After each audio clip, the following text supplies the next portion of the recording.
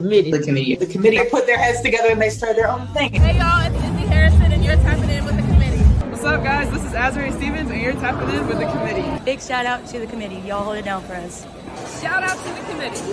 You are rocking with the committee. The committee. We committee. Some people ain't gonna like it and some people will. Yeah. What's up, everybody? What's up, everybody? We is back. Let me make sure you can't see nobody walking around in the nude in the background, just in case. Hey! Oh, we got a pussy. You don't do that. Welcome, y'all. Welcome back. We have had an eventful week.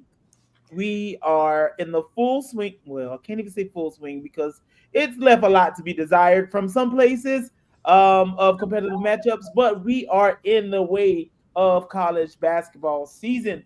So I guess, as usual, to get it started, what were some of y'all's favorite games and moments of the past week? And we're just going to talk about college basketball for right now. We have a lot of things to cover, but college basketball, what have you all liked with that?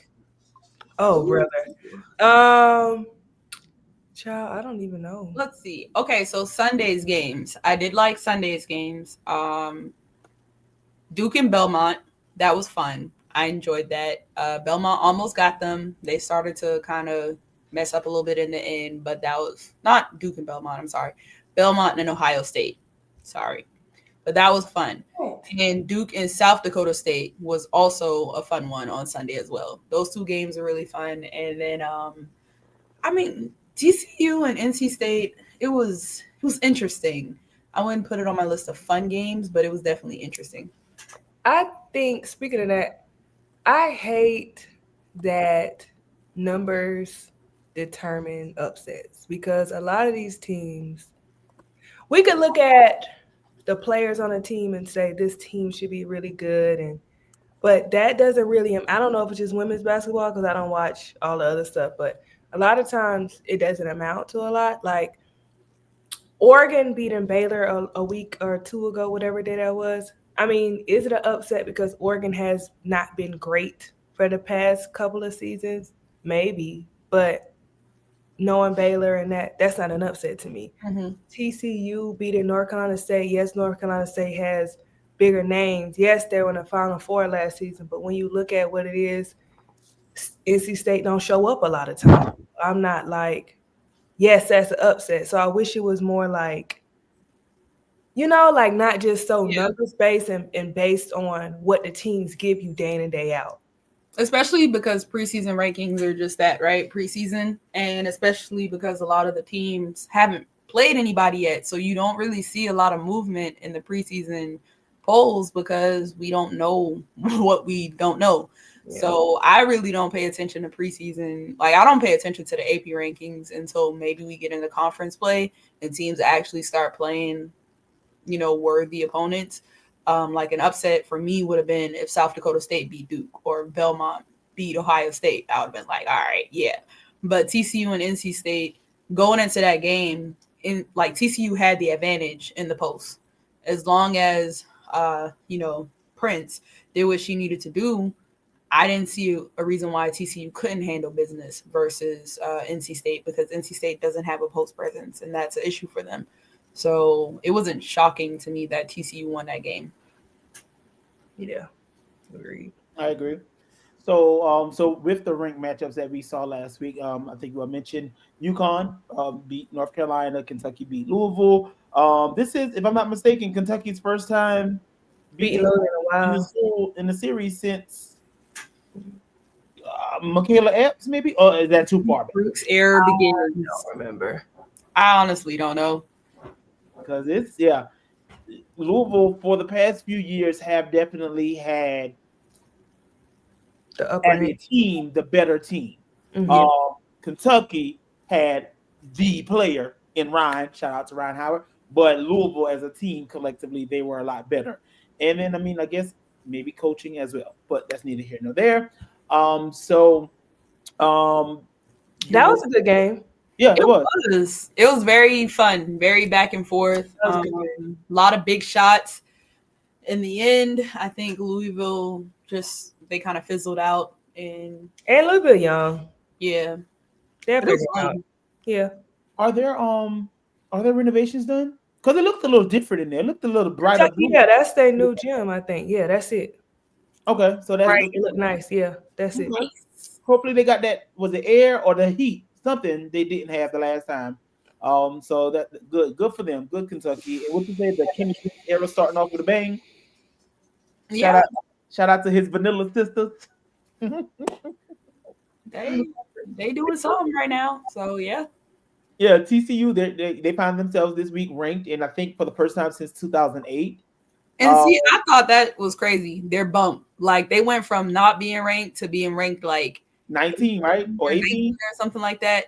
That's insane to me. But that's because I didn't really think that high of NC State to begin with. But I was just like, damn, like a win over NC State at home bumped them up that much. That's kind of crazy to me. But I do think women's basketball is kind of in a interesting place this season. I feel like it's not really like this team is just super, super dominant and this looks like this. I think it's so like up in the air. We haven't really seen a lot of good games. Mm-hmm. So I think that has something to do with it as well. Yeah. It's like it's the shiny new toy per se. Yeah. Because I do think that last season, if they had trended, and I remember specifically you, Yana, you mentioned I said before the Sedona injury, I thought that they could have very well been a tournament team. Well, not even just a Sedona injury, like they had a lot of injuries. Yeah. But then I think you brought it to my attention that maybe not, because all of those wins that they started out in the season were against inferior competition.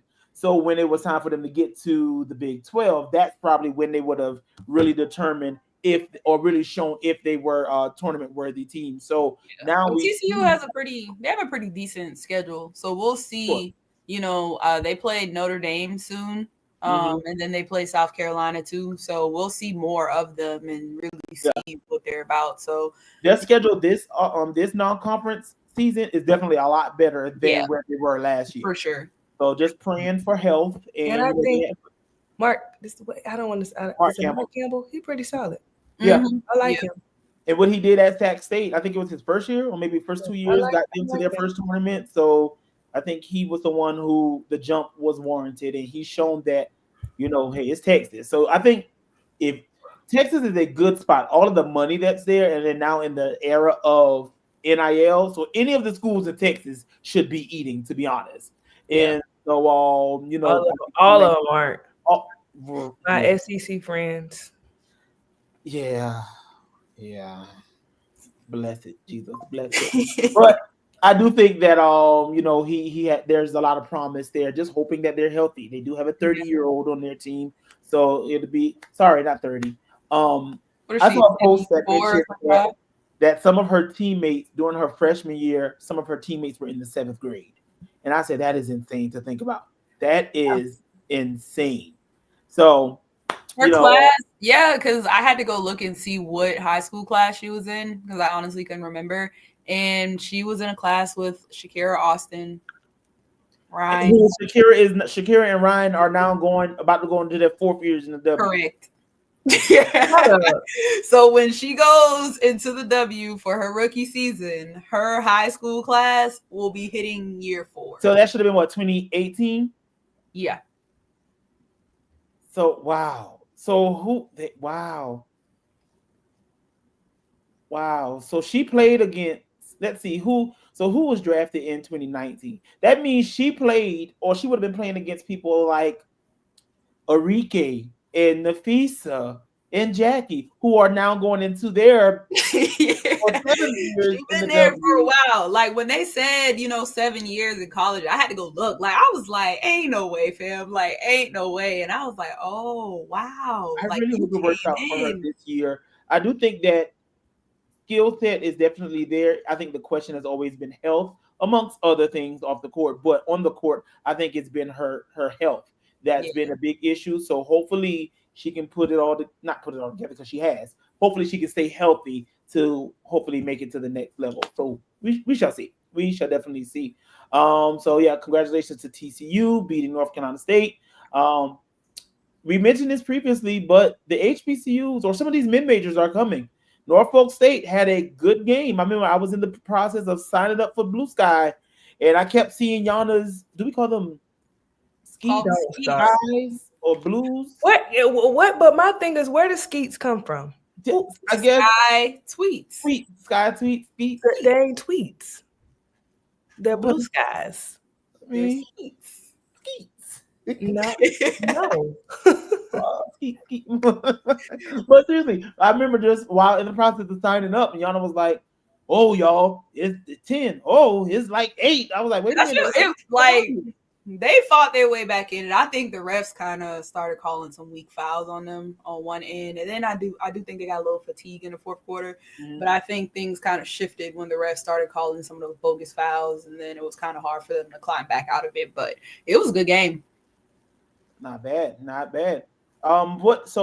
know that Diamond has been getting a lot of attention, as she should, along with some of the other players there. And it's great to see that they're not only just doing well in non-conference, but they're moving up the rankings when it comes to HBCU, mid-major rankings as well. Because so long and so, yeah, they're at 10 now. 10, that's not bad. And so often we've seen those rankings be, I guess, for the Gonzagas and the Dakota schools, and then maybe like at the time it was a BYU and a Portland. So now to be able to see even in the mid-major rankings, the HBCUs used to get overlooked. So now to see one, in the top 10, that's really good. I saw, and just before we started our spaces, she tweeted something. I have some thoughts. I want to hear you all's opinion on it. She mentioned that like all the other schools, and with their rankings being displayed on the tickers during national TV broadcasts, the mid-major rankings should be as well. I'm curious to hear what are your thoughts on that. I think it's fine. You just got to find a way to differentiate between this and that. Yeah. It's just how you do that. Maybe put a certain color, or you put a little star beside it or something, and just put a key, just differentiate it. But I think if they work hard enough to earn it and to deserve it, it should be listed. Okay. I agree. Same. Because obviously for like FBS football and then FCS, if you're a football fan, you know right off the two different levels. So you have the perennial powers in FCS football have always been, once again, the Dakota schools and the Monmouths and them.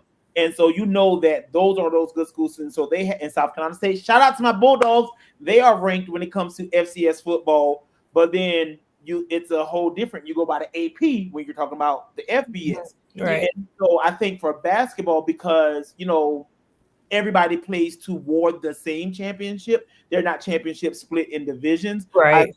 That's when it will get a little murky. Yeah, for sure. Like a South Dakota State can be ranked in both. They could be ranked in the AP as well as the mid-major rankings. So like how will you differentiate? Because we've gotten so accustomed to just going by the AP ranking. Yeah. True. That's tricky. Yeah, that's definitely something they have to figure out. For sure. Yeah, I got an ear infection. You were tweeting about yourself? So, sorry. All of my devices are ringing at one time. Please stop. Okay. Is it some breaking news?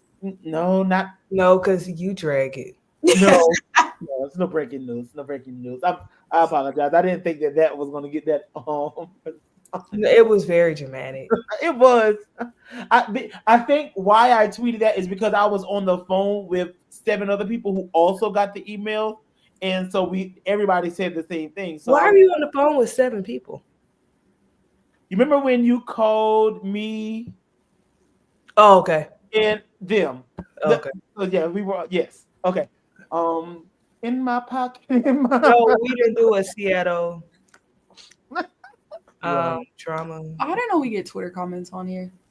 Cool. You can see. No, where you see that at? Because they got a little X next to them, and then I don't have my glasses on, y'all. My ear hurt. I thought all of those were YouTube comments. I didn't know. Yeah, John, I didn't know that they were We'll learn something new every day. Okay, Shay the technician did her thing with that. Okay, so elsewhere in early season scares, we have Murray State. They gave LSU a battle. We had Belmont had Ohio State. You're not gonna jump over that Murray State. Murray State was on their ass for actually LSU started off the game hot. So I think Murray State was down by 10, 12 or something like that. And then that second quarter, Murray State outscored them 34-9. And it was they were getting anything they wanted, attacking the rim, get to the rim easily, boom, layup, boom, jump mid-range, threes, everything. And LSU had no answer. At halftime, they said all of LSU's post players combined had 2 or 4 points. It's insane. Yeah. 2 or 4 points when you have Anissa, Samaya, ADR, and Wolfenberger. Big Tonk Truck. And Monty, I think. Yeah. And they right the ship in the end in the fourth quarter, but that game was a lot. I hope they left that game maybe we need to clean up defensively some things. They did, because the next game they played a lot better. It was definitely, I wasn't expecting that. That was one of the games I wrote off. I'll watch the first quarter maybe, and then I'll tune out. Yeah, she blew the kids in that game, right? Huh? She blew the kids in that game, right? The Troy game. Yeah. Oh, what did you say? Game. Okay. Who? Oh, no. That was Troy. That was when they played better. The Murray State game was a little rough. So now Belmont has typically for the past few years have been one of they let homegirl walk, but they used to be really one of the consistent mid majors as well. So Belmont, they had a good one against Ohio State, and then I was about to say Skylar Diggins-Smith until I realized that that's not what the initials are for. This is South Dakota State. Almost was able to get a W against Duke. So sorry, because we're going to talk about her. Which of those two games, which do you think would have had the bigger impact? Belmont over Ohio State or South Dakota State over Duke? Oh, Belmont for sure. Yeah, it's we're not shocked really if South Dakota State is able to do something like that. And because historically they've been a decent. Yeah. But I think Belmont would have been more shocking, especially with how well Ohio State has done in their new pieces. That would have been super shocking. Mm-hmm. Well, shout out to all the mid majors. Maybe those could have been games that some of the programs scheduled, thinking that these would be easy. But these are, for the past 2 years, these are some teams that you shouldn't probably sleep on because they can't catch you slipping. And we already saw South Dakota State knock off Creighton. I think first game. It's a few mid majors that you already you got to hoop. South Dakota State, Belmont is decent, well coached. Missouri State is usually one. It's another one. No matter the coach, they've been consistent every year. What's that team Tennessee just played? NCAAW. Middle Tennessee. Yes, them. East Carolina is typically better than they showed up the other day. I was shocked, even though I wanted South Carolina to win, of course. I was a little shocked. They typically show up better than that. I don't know what that was. They typically are a lot better than that. Middle Tennessee is one. What's some other ones? I think your Gonzagas, your Gonzaga. They are typically really good. Old Dominion has been, I guess. Rhode Island, those are usually pretty good, pretty well coached. Mm-hmm. Well, I love it. I definitely love it. Women's basketball is, I think, for the most part, in a great place, and consistently more eyes on it this season. I think over the next few weeks we will have a lot more exciting matchups coming, especially as we approach the Thanksgiving break. We know that those are typically Flow Sports time. Yes, shout out to Flow Sports. Shout out to just paying the subscription for a week and then canceling it. Oregon State their conference is considered mid-major. Weird. for the Dog, next. they said P4 on a broadcast today, and I was like, what? What is P4? I was wow. like, what is that? Like, So right now it's P4 plus P4 and then Big East. that's so weird. Yeah. Like you got more powers in the Big East than you do. Hey, Diamond. We just talked about Big y'all. Diamond? Hey, Diamond. You missed it. We was just chatting about y'all. Norfolk. Yep. I still remember when she came and what was it? She said, like our first faith. Yes, I love it. So now we're as I mentioned, we have some big matchups coming up. To give us a little bit of taste before we get to those Thanksgiving tournaments, we have the big weekend in LA. And what that looks like is South Carolina will be visiting UCLA, and the other USC will host Notre Dame. I was checking on tickets earlier. I think tickets for that game are in the 100s for every seat. There were some like $50 seats or whatever, but these are games that should draw quite a crowd. And they also will have to compete with the UCLA rivalry football weekend as well. So it's going to be a really big God, they're going to be lit. Yeah, it's going to be a big weekend in LA. They made sure that the women's basketball game didn't overlap with the football game. So that's how big of a game it is. I think the football game is at 7, and so the women's basketball game should be at 1. Or I think it'd be over by 3, 4-ish or whatever. So, they're playing. So the USC game is at the Rose Bowl. Yes. Yeah. So how close are though for the UCLA one? Because UCLA's is Saturday, USC's is Saturday, UCLA's is Sunday. How far are they from each other? The schools? No, Pauley and then the Rose Bowl. The Rose Bowl is like Pasadena, so that's like 30-45 minutes. Wait, the football game is played at the Rose Bowl. Yeah, the football game is at the Rose Bowl. Yeah. How far is Pauley? No, how far is Pauley from what's? Well, no, USC is what, like 40 minutes to the Rose Bowl. The Rose Bowl is in the middle of nowhere. So I guess that's how far are the two campuses? Is what I'm asking. The two campuses is like 30 minutes. Oh, okay. Yeah. Okay, not bad. So it's going to be a great weekend. Chat. Hopefully, I can get video of Shay taking body shots somewhere, some tequila. Hopefully try to see each other this weekend or something because I'll be there. Might have to go to Fixes or something. I don't know. But both teams are trash. That is true, Cedric. Yes. Yeah. But this is going to be a good weekend. So, who are your X factors for all two games, and what are some of your predictions for two games? Yeah, so first, the Saturday game. So first, USC versus Southern Cal and Notre Dame. Yeah. I think. Well, honestly, overall, I think both games are up in the air, and I don't know who the hell is going to win either one, and that makes for some good basketball. Yep. I mean, I have no clue. Southern Cal and Notre Dame. The X factors in that game are going to be the bigs. Rhea gonna have to show up. Kiki is gonna have to stay out of foul trouble. I think the X factor is gonna be the bigs because the guards, Olivia and Shorty, Hannah. Yeah, that's a lot. Kennedy Smith gonna have to hoop. I don't know. I wonder what's the defensive assignment's gonna be. Yeah. Would you put Miles on Juju? I mean, would you put Hidalgo on Juju because she kind of small? I would put Liatu on Juju, to be honest. I like for height. She's big for Notre Dame. Athleticism, I'd put her on Juju. But I think you really need her. I think you really need her energy in the paint as well, though, low key. Yeah. Somebody got guard Kiki, so.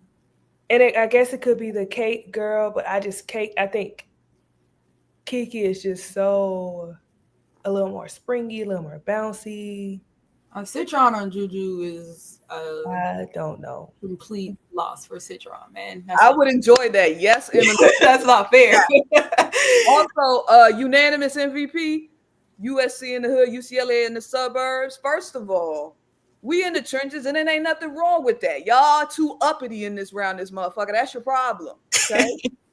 We don't need to wear light blue and to be all up in the hills and shit. We in the trenches. University of South Central, baby. Go ahead. Sorry. That is. I like that. Oh, but they have Prosper, right? Who? Prosper. Oh yeah.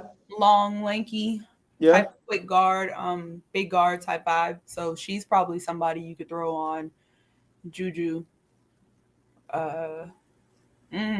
That's gonna be who they like. That's gonna be interesting. But also on the other side, I'm worried about whoever TVO got a guard and who guarding her. And I definitely think Hannah's gonna be picking up TVO. And that's what I was thinking. Like, I don't think she's gonna play a lot of minutes. I have a hot take. I think she's gonna play less than she thought when she signed here. I think she should, or are you gonna put her at the 2? But is Gottlieb gonna make that call? So the USC fan account, which shout out to them, posted something that I was thinking. They were saying like maybe you put Heckle at the 1, TVO Absolutely. off ball, Jew at the 3, Kennedy at the 4, and then you let Kiki play the 5. But you gonna sit Rhea? I She mean, it's really not been like looking for them as much in the big. She hasn't, but we know that. But when we start talking about seniority and coaching, are they gonna do that? I think that's a great idea. I had the same idea. if Rhea is not gonna impact the game the way she should at her height, I don't know how you can keep her on the floor. I agree because it crowds the paint too much. Yeah, because you got like that. You got Kennedy is shooting threes and like, yeah, she can knock them down, but like she want to get in there and you know what I'm saying, get in the paint and score. Mm-hmm. She can't do that if Kiki and Rhea are standing right there. So I think I agree. But no, I'm with you, Lo. It's going to be will Coach G make that call? But for me, I think obviously I love my Trojans. I think Notre Dame is going to win just because I don't think where we are where we want to be as a team yet. Yeah, I think there's still some chemistry things. The lineup thing is a question for me. And to be honest, like I don't think we're ready for Olivia and Hannah. I just don't think at the guard spot. I just don't think. I think it's gonna be turnovers. Then Juju's gonna be bringing the ball up, and she's gonna get exhausted. So I think this is a game where Kiki can kind of put her stamp on it, though. Yes, yeah, that's like if you can get the ball to Kiki, I think Kiki will dominate. But I think I got Notre Dame just because I think they're farther along in the process than we are. But Kiki can't start that damn fouling. Yeah, that's the other thing too. Is Kiki get a little handsy. Mm-hmm. So and I haven't watched a lot of USC over since the season started. So has TVO not been doing well, or she's not been playing a lot, or she's not a point guard. I mean, she's not well, but she's not bad though. She's not bad at all. But when she's going against athletic, quick guards that are defending her, I wouldn't feel comfortable with her being the one to lead my offense. Like having a Hannah Hidalgo in her grill constantly, I fear for her. Yeah, like if we were playing the Pac-12 teams, I'd be like, okay, TVO is fine. But Hannah coming in that bitch. Yeah. Look, I didn't even really like TVO against Ole Miss. Right. Yeah, no. Now, one thing we do got is I don't know if people have seen our little guard, Malia Samuels. She gets in people's shorts. Oh, yeah. She can defend and run with Hannah. So I think she's going to play more minutes than people think. But I don't think TVO is bad. I just think it's Hannah. Like, Hannah a different. Also, it goes back to picking schools and fit. And I don't know if it was just a perfect fit for her. You know? Yeah. But remember, we was in a group chat and I said, I was like, I wanted Kiki and Gardner. Yeah, you did. And I was like, okay, we're going to get TVO. But I'm like, we could let Heckle. She's a freshman, but like do like how you did Raven before she got hurt. You got to let them play and figure it out, and then they'll be ready. Yeah. So do you remember? Does anybody remember who her finalists were? Because I know we talked about these decisions in the past with some. I feel like Kentucky was one of them. Right. Oh yeah, because they had Rajon Rondo or something. Yeah. I know we talked about certain players in their finalists and where they may have should have gone instead of where they ended up. Like I just think she need to be off the ball wherever she is. Yeah, she has like the sort of on a lesser level the Sabrina conundrum. Yeah, she just need to be off the ball. I think she could be at Southern Cal, but I just don't see her as a point guard. Yeah, but then it's like you shifting everybody over, and somebody's gonna be the odd man out. Right. You just bring her off the bench. Good luck with. But again, that's the lowest point. Is Coach G gonna make that call? Child, you a 1-year You transfer. have to have some tough conversations. Sorry.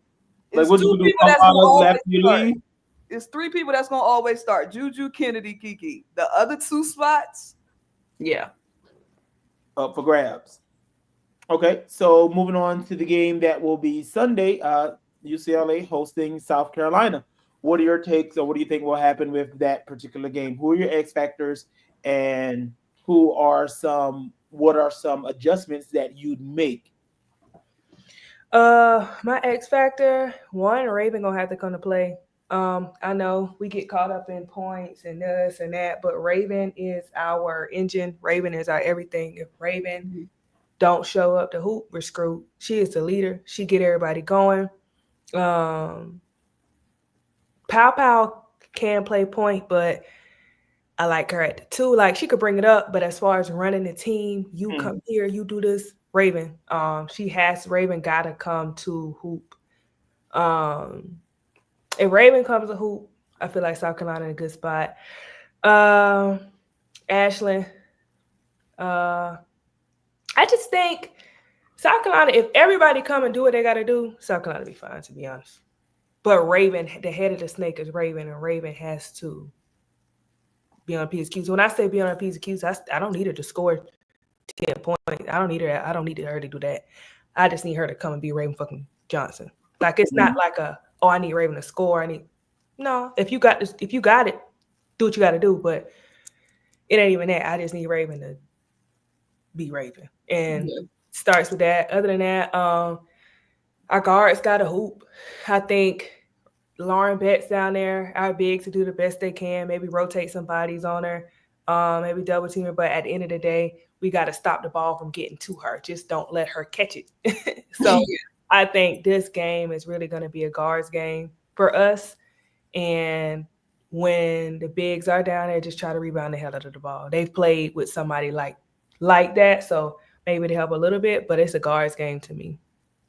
Yeah, I think I'm interested to see how Dawn approaches this game, because I do think this is one of the games where a faster pace will benefit South Carolina. For the start of the season, we've kind of seen moments where Raven will kind of slow the game down just because that's what, Dawn wants them to do.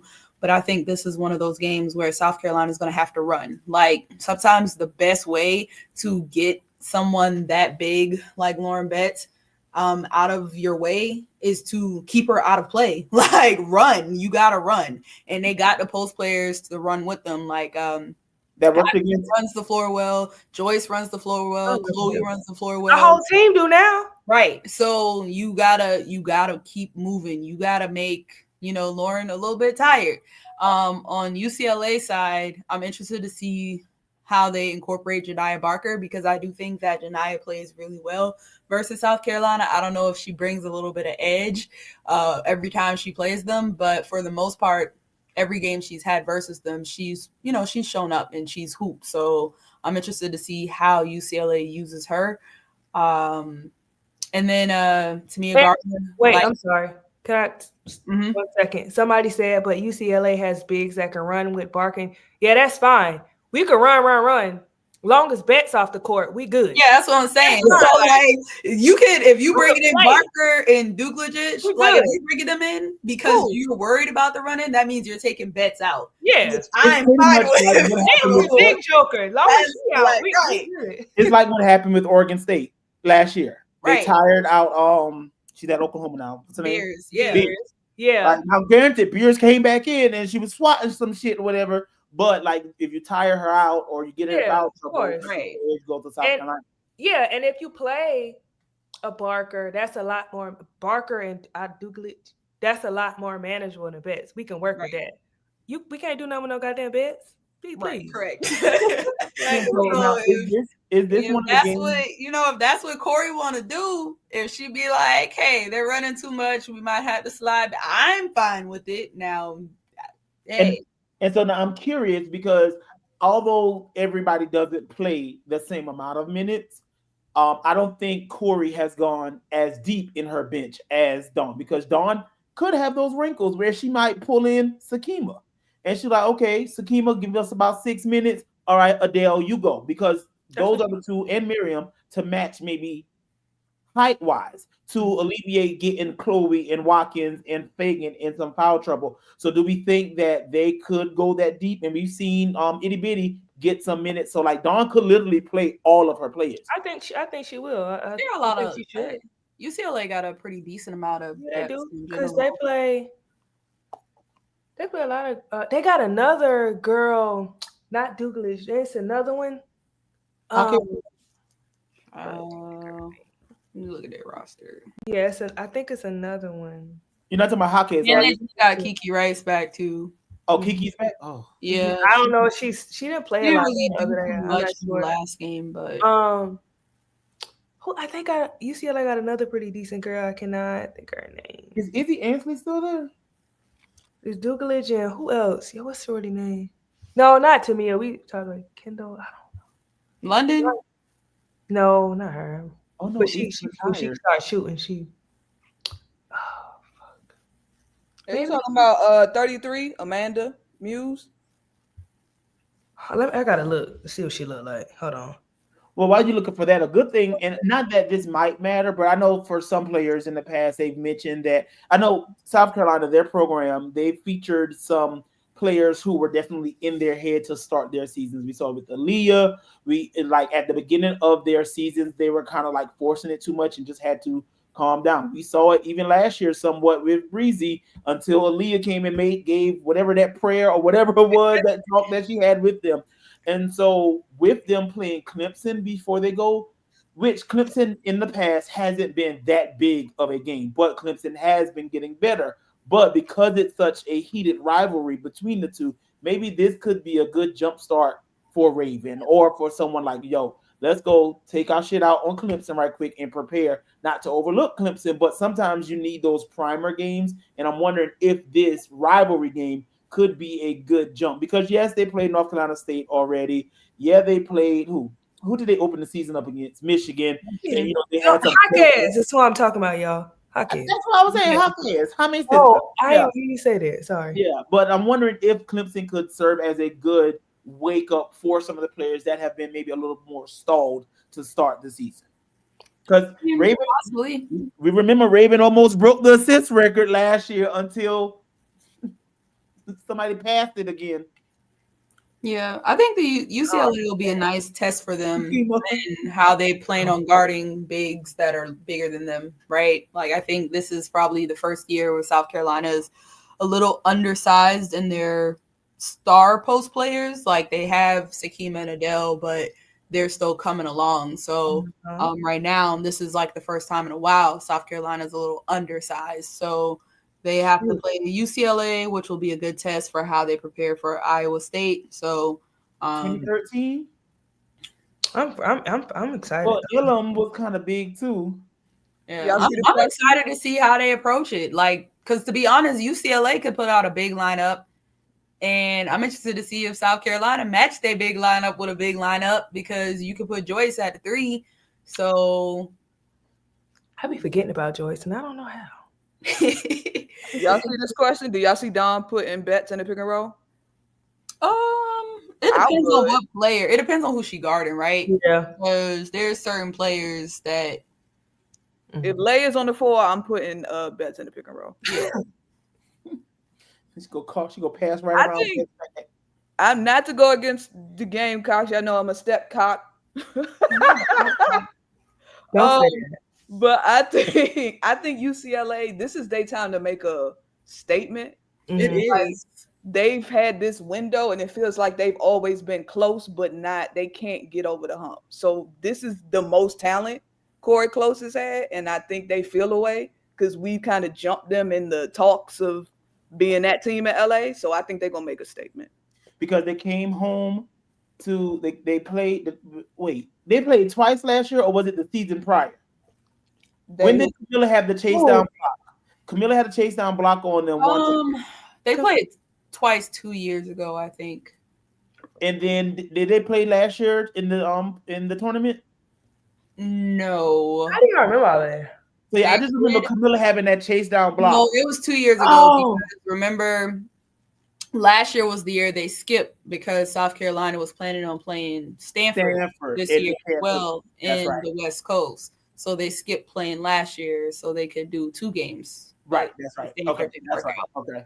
So. And so they beat them, I know, at least 2 seasons in a row. So it'll be interesting to see if, like you said, Shay, that window is it closing? I know you all have put Corey on the hot seat a couple of times. Absolutely. Yes. But is it enough? So I'm curious, is it that hot of a seat? Like what? Because they are still like Sweet 16, Elite 8. Do you feel like their floor is the Final Four for me? Like, there's no reason why they shouldn't be in the Final Four this year. I agree. Does anybody know why Sakima? Hello. Who is Jello? Oh, D-Lo. I said Jello. for some programs, Elite 8, Sweet 16, No, that's good. No, they too good. It's Final Four or bust for me. That talent. Why Sakima doesn't get as many minutes? Can we be candid? That she's not as good as the other girlies. I think her way there. it could be a weapon depending on the matchup. And I don't think so.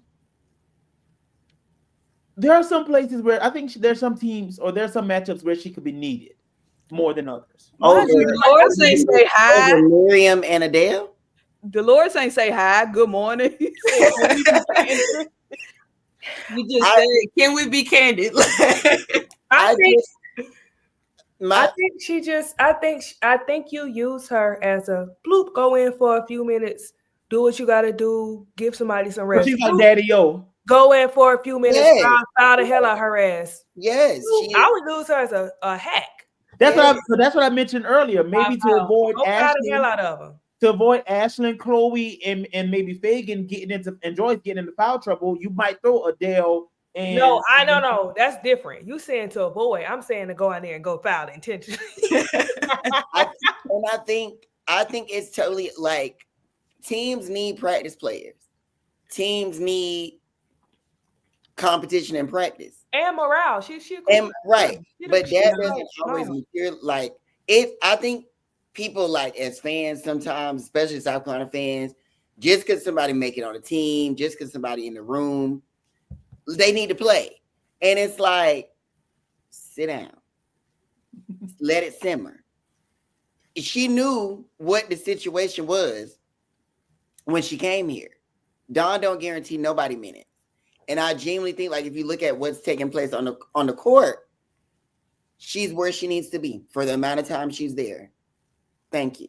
And she, like I said, she does like last year when Lay be crashing out, she's the first person to get to Lay to say, hey. Yes. You know, like it's just Mother Goose. Mm-hmm. And those are needed. Those are important. Yeah. Thank you. So it's going to be a great weekend in LA. Like I said, I'm super excited. Maybe doing some body shots somewhere. Casamigos, Don Julio's. We're gonna be, shaking the bartender signs. She might wear her 2 belt in the middle of whatever their strip club is in LA. So yes, I'm excited. Can I say something though? Even as a Gamecock fan, if Corey, I love South Carolina. But if she can't get us now, that not even just from an us standpoint, but if Corey can't, I love my Gamecocks, but if honestly speaking, if Corey does not find a way to win this game, she is. The girl Jazz said, "What are your X factors?" When I look at this matchup, UCLA beats us at every position in the post. South Carolina beats them at every position on the guard play. With that being said, I still think UCLA is the better team right now. So my X factors would be, is it a let Bets get hers? Stop everybody else. or is it zone up, no man to man, and attack? But it depends if London. Remember the last time Dawn played a zone? Correct. I don't know, Ty. I just think like zone. I don't know, Ty. Her roster is just. But come on now, Lauren Betts is to me the best player in the country right now, playing like it. Yeah. Far superior in terms of there's nobody on that will see minutes that can touch her, because I don't think Adele. I really don't think Adele will play. Maybe 2 minutes, maybe 2. And Sakima can't be a breezy game. And Sakima can't do no exactly. B. So when I look at X factors, can Breezy knock it down from the 3? Can Raven exercise those demons and play just free on both ends? And then on the flip side of that, does Kiki Rice come as the Kiki Rice that started last season, or the Kiki Rice that was lost to LSU? Whatever happens in those matchups, the Carolina guard, specifically Raven and Breezy, and then Kiki, because I genuinely don't think Lil Bit can do nothing with South Carolina. Like, Dawn gonna pick one body and say, baby, sit her down, and she gonna sit down. What's the little London? Yeah, I don't think that's the matchup that I'm scared of. I don't think Dudley at UCLA is ready in terms of this type of guard play. I don't think they have guards that like can do anything with anybody on South Carolina's roster.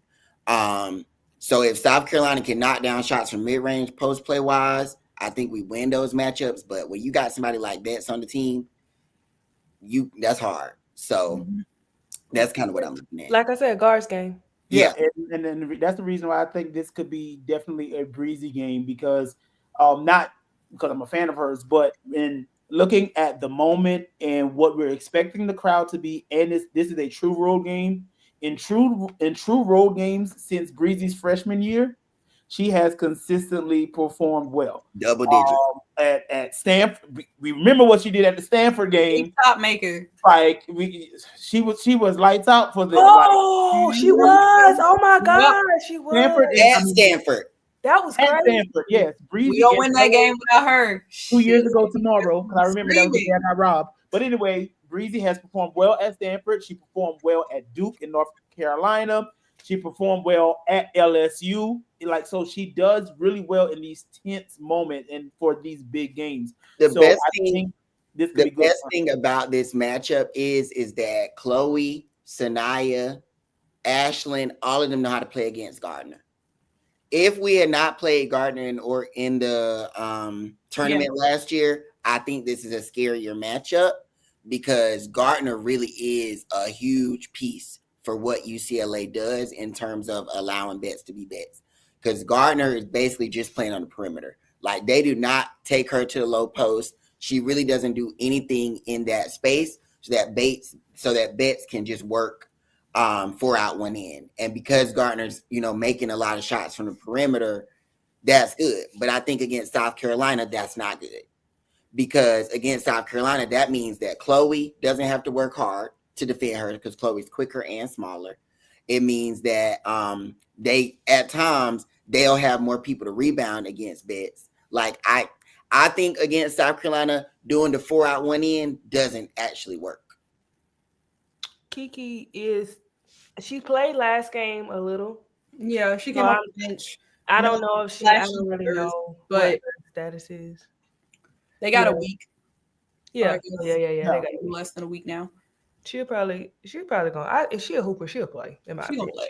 Yeah, sure. And if they had that other girl, this would be even scarier too. But I ain't seen her yet. Charlie, what the hell? Charlize. Yeah, thank you. She's still injured. But she tore her ACL like late in the season last year. Yeah, it was late. So it'll be a while before she's probably good to go. This weekend, like I said, it's going to be exciting.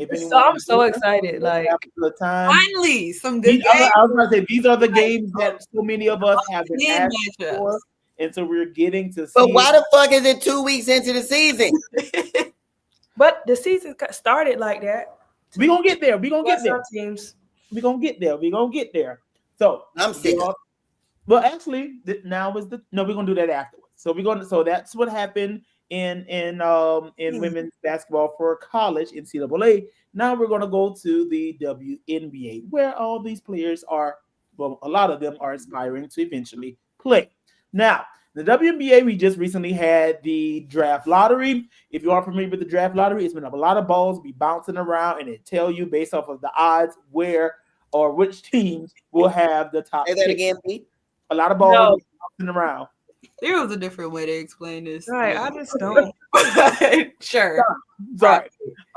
So the results of the draft lottery, which were met with mixed reviews, Dallas secured the number 1 spot, then followed by LA, then Chicago, and Washington.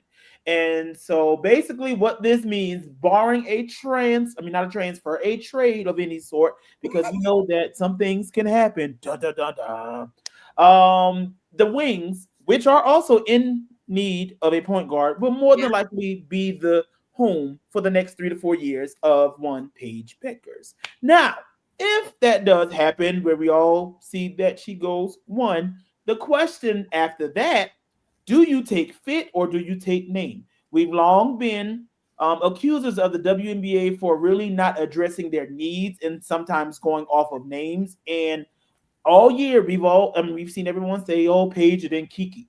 But since the Sparks have the second pick, do they need Kiki or should they go get an Olivia Miles or any of the other guards? So you say they do need Kiki? Yes. Okay, so let's start at 1. Paige, more than likely, Dallas Wings point guard of the future. I want to know why everybody going so crazy. Like, why do they think that LA is such a great franchise? LA is terrible. Shitty. And to be honest, someone made, I think I know I tweeted something about this, but then a very good point when comparing the franchises, LA outside, yes, LA is as a city, sexy location. That's Tinseltown, Hollywood, all that stuff. Boom, that's it. That doesn't apply to the Sparks. Would Paige have potentially brought in all of those fans to go along with the superstar twin rookies that they got last year and then everything else that they have? Possibly.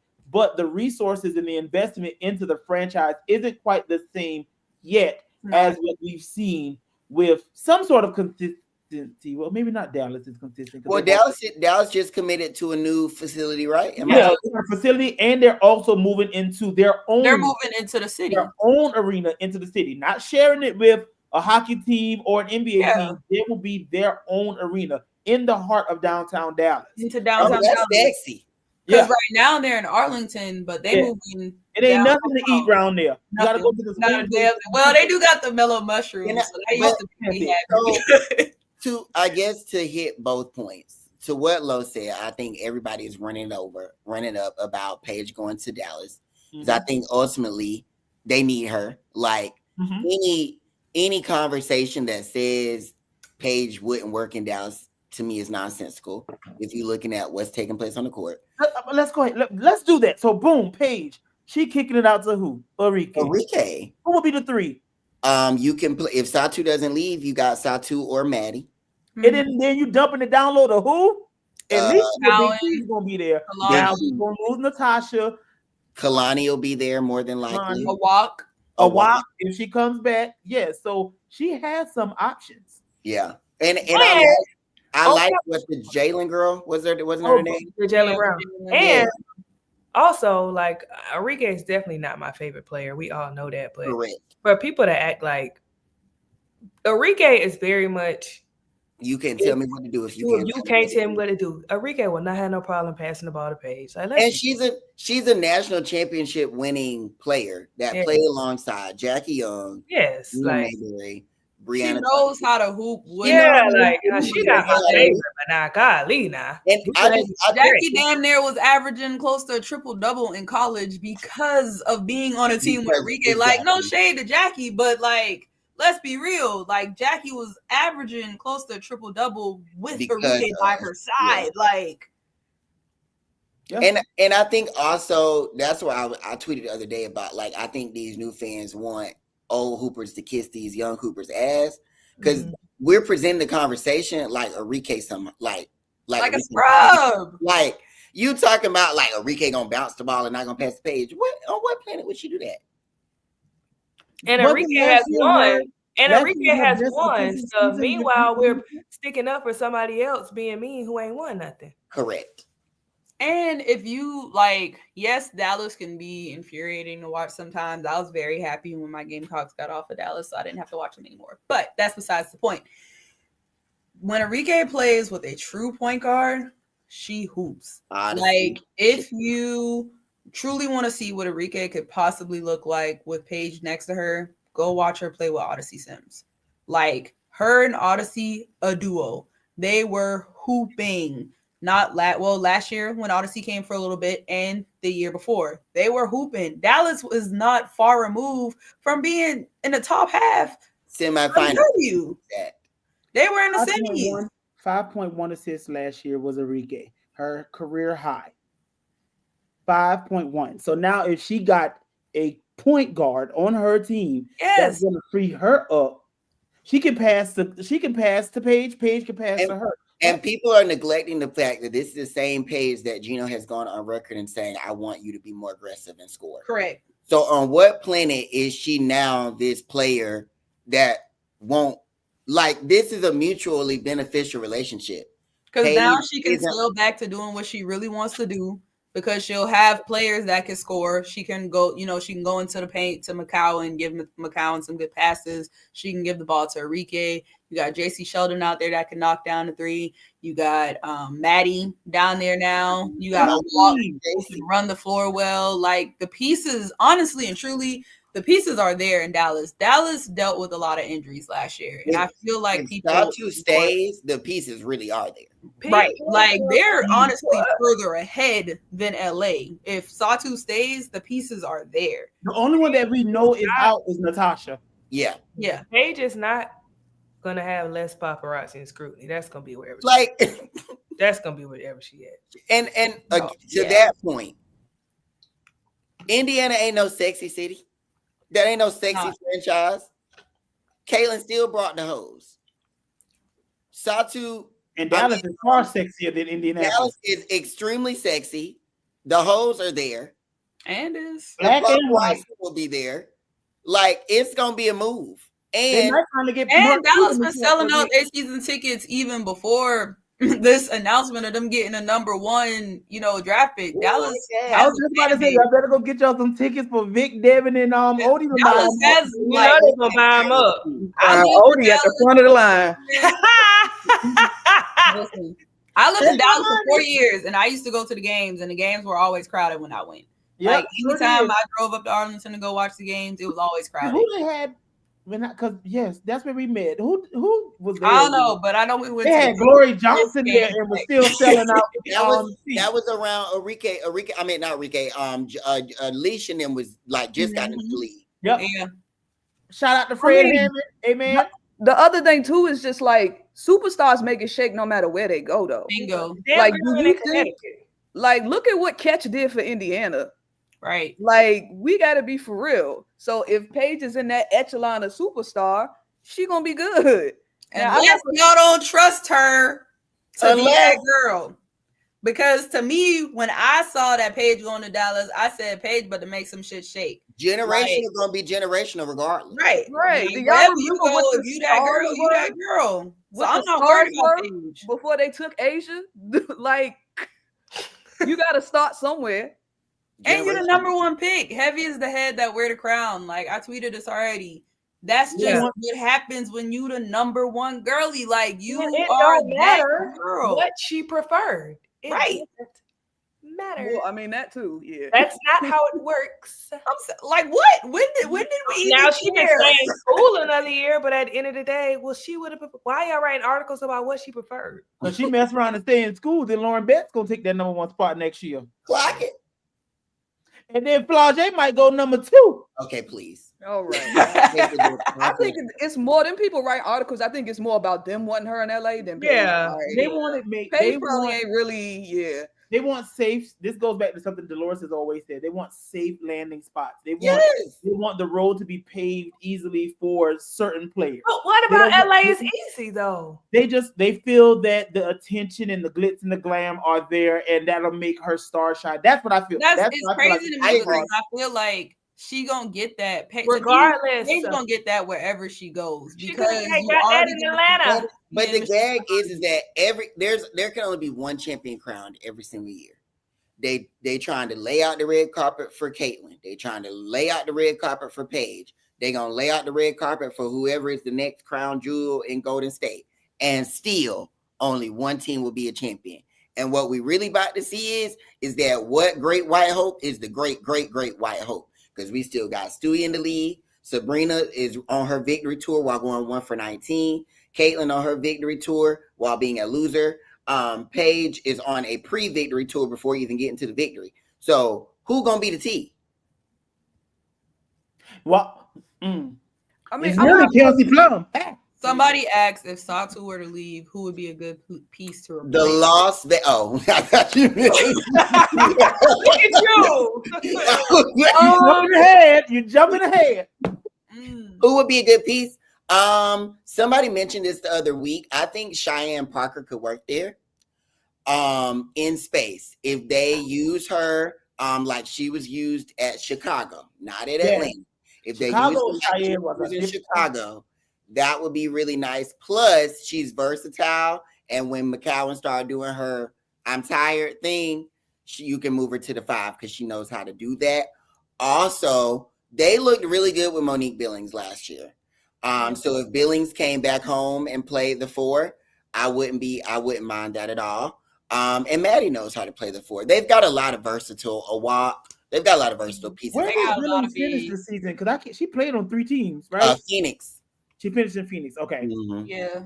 She looks better in Dallas than when she got to They Phoenix. stopped using her in Phoenix. I don't know what they did to her in Phoenix. Well, that system is what I fear Atlanta's girl gonna dad in all the 3s. Had Tasha play in the 4. Why was Tasha in the 3? That system is giving she can guard post players. She can guard 1 through 5. and couldn't.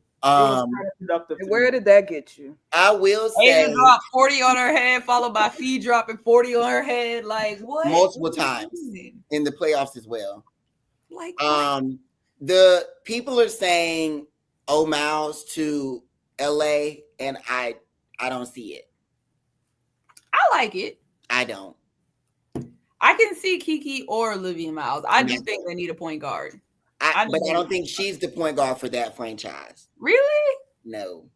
Who would you prefer? Let me come to the Mystics. Did you think that she was? They drop into the Mystics shit. No, I think some of my criticisms of Miles to me don't work well with LA. Like in the group of guards that to me, that is not an ideal franchise for her play style right now. Because she's never played with that in that type of system where she's having to, like, the primary scorers are her bigs, where she can't do the woo ha AAU behind the back crazy thing. She also this year is running beside another elite guard where they both can kind of play the 1. I personally don't think that the things that are great about her game are going to make LA the team that we want to make LA. I think LA needs to go after a veteran point guard and then stay young in the post, because if they stay young in the post, you re-up the Cam and Kiki thing, develop them with the other complementary bigs that are already there. That allows Rakia to keep doing what Rakia is doing, and then you give them a veteran point guard that can just develop them in terms of chemistry and all that. But I think if that veteran point guard goes out, you can take one of the young. Yeah, because if you go young point guard plus young post play plus young small forward, nothing about that says I'm ready for the future. Because eventually you got to pay them, and everybody's not gonna be able to stay. Yeah, like you didn't get anything for it. If you go, like, you know, for example, to me, if they hadn't shit on Jordan Canada facilitating to Rakia, Cam, Kiki, De'Erica, all those type of players. Leave Jordan out of it. I'm just saying, but there are They need a veteran point guard. I don't think you go young point guard for that franchise. For Washington, yes, that makes perfect sense. Like, get her. She can play with Shakira, play with all the litany of bigs they got there. She ain't dropping Washington. If Atkins is still there, you got a veteran guard. Like, that's just like that just makes more sense. But I don't think you go young point guard and young post play and young guard play. Like, that's a lot. But they only got the only young posters. Oh, they'll have Kiki and Cam. Yeah, that's a lot. Yeah, like, but or they could have Cam. Lee Rue is still young too. Like, Leah Rue said she's not going back because Leah Rue is going to be in Atlanta Dream. Okay, I don't, because even with the I know Azure re-signed, but I don't think they keep like, that's a lot. I won't be surprised. That's why I figured they wouldn't get somebody because they already have so many post players. So the question is, if you get Kiki, are you like you? Erica said she want to go back home. Who? De'Erica said she would like to be back. Atlanta? So who? She from Georgia. Per the lawsuit. She's from Georgia. Per the lawsuit. Well, Kurt Miller is going to go and get somebody from the Sparks. I mean, I think Kiki works out for future purposes, right? Because everybody's signing. To Ty's point, the post is young because Cam was eating up those minutes. Like, I get you want to say they got Azure and De'Erica, but Stevens was hurt. Yes, but even still, Cam was gonna eat up those minutes because Kurt was looking to the future with that team. They were tanking for the number 1 pick. Yeah. I think and then he left the Sparks. They didn't get got the number 1 pick anyways. I think he can still make it work. I would take De'Erica in Atlanta. I would too. She would play really well with I would love it. But what if they trade De'Erica to Atlanta for somebody? I don't know. Because they do. I think with Kiki, gonna eat those minutes regardless. Like with Kiki, it works, but it's also a lot. Like it's a lot of post players, right? Like you got it's already a lot right now. Exactly. Check Twitter. So I feel like you got to trade a piece away if you gonna get her because it's too much. Yes, Lo. Okay. So since we're in the WNBA, those are the draft lottery positions right now. And then we know that 4 is Washington. Valkyries have the Chicago. See, to me, that's where homegirl need to go. Chicago? Oh, Miles, yeah. That's like they're 3. They would pick 3. Yeah. Like that's, to me, that makes more sense. What, like, I would send her to Washington but Chicago done said they're looking for a shooter. They're looking for a shooter and they want a veteran point guard in offseason moves. Mm-hmm. That's what Jeff said. Yeah. I think Power is a option to me. If I'm getting a shooter in the draft, that's the only name I'm entertaining. A lot of people have brought up AZ, but I'm not sold on that because of injury history. Like, yes, I know AZ, shoots. Stop doing your hands like but her injury concern bothers me. Like, she's somebody, if she entered the draft, which I don't think she do. I honestly think she goes back.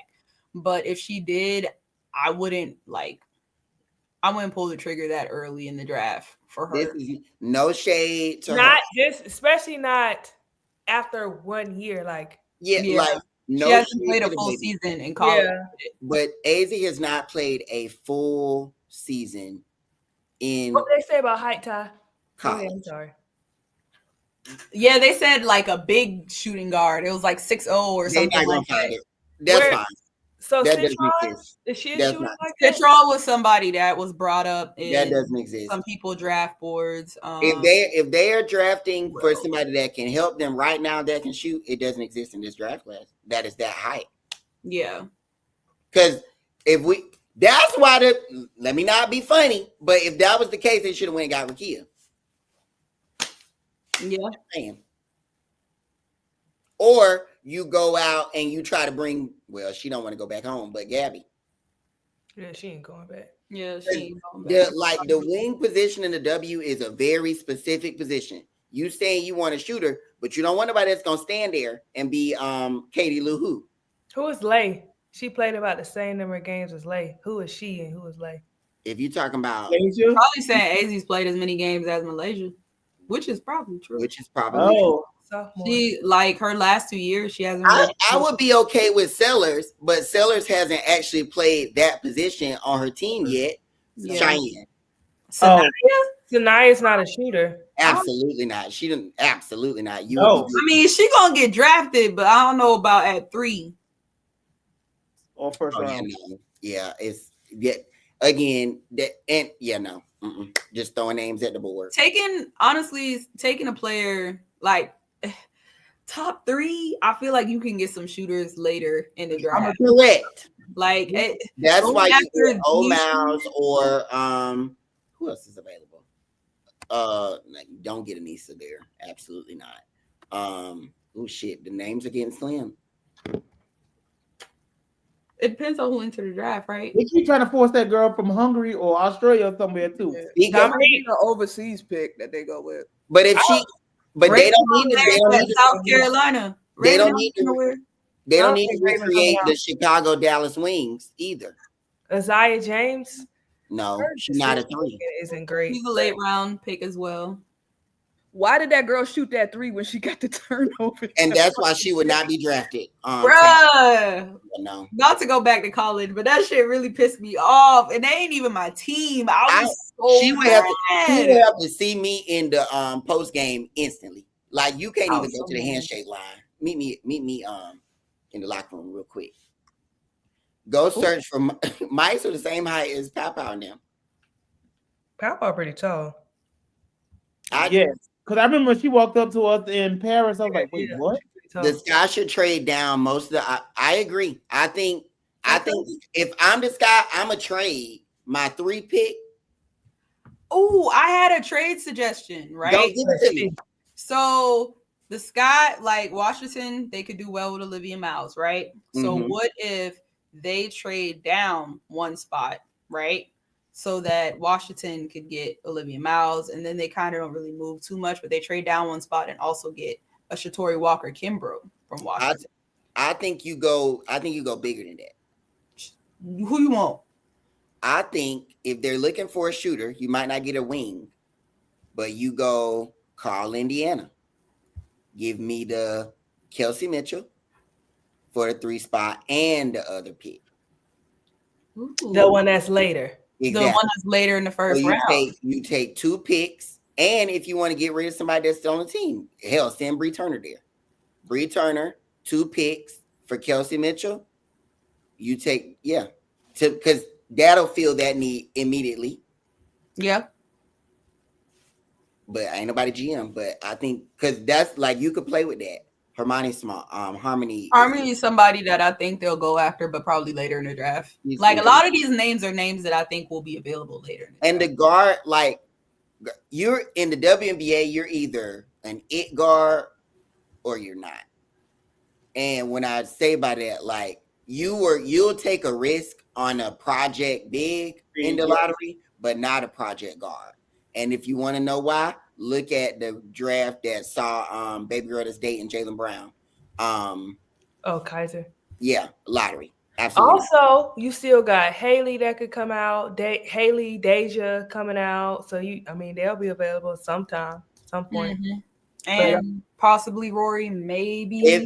She was pretty excited about getting her extra year. So I don't know. Who does Indiana take at 3 if they trade? I mean, there's then they could take Sonya Citron if they wanted to be honest. Or you go after another big what's that girl name? Maybe Anissa. Correct. Because it seems like Nalissa may or may not be out the door. I don't know, but Anissa would be good. And she will run well. Rebound, running. I think a shooter like Pow really could go anywhere. There's a lot of teams that need some shooting. That's another late rounder. Vegas is a team that would get Aaliyah Nye. Yeah. Vegas is gonna get somebody and be like, told you we could use her. Yeah.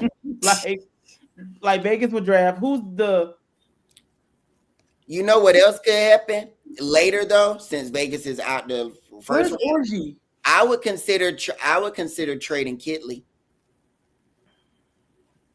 I don't know if they're gonna trade that because I don't know if they are either, but I'm saying like I think they're excited about her. But if it means you can get some like immediate impact, I think they would do it. I just feel like we don't need 2 centers on our team. Correct. No. That's why I would consider doing it. Pick one. We can't keep both. I think, and that's why I think that Queen was the holdover until Kitley gets back. Yeah. I'm sorry. I don't want Fagan in Vegas. No, thank you.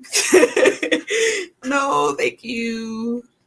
Okay. So for Washington, I know for the Must Mystics. Oh, that's the name. I saw a mock draft that had Sedona going there. Yana.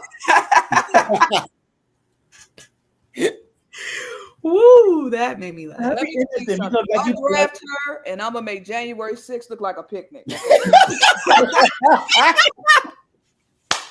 I've had it enough. We don't have a GM to the Golden State franchise, just outside the lottery. Oh hell no, Isaac! Wait a minute, you're blocked.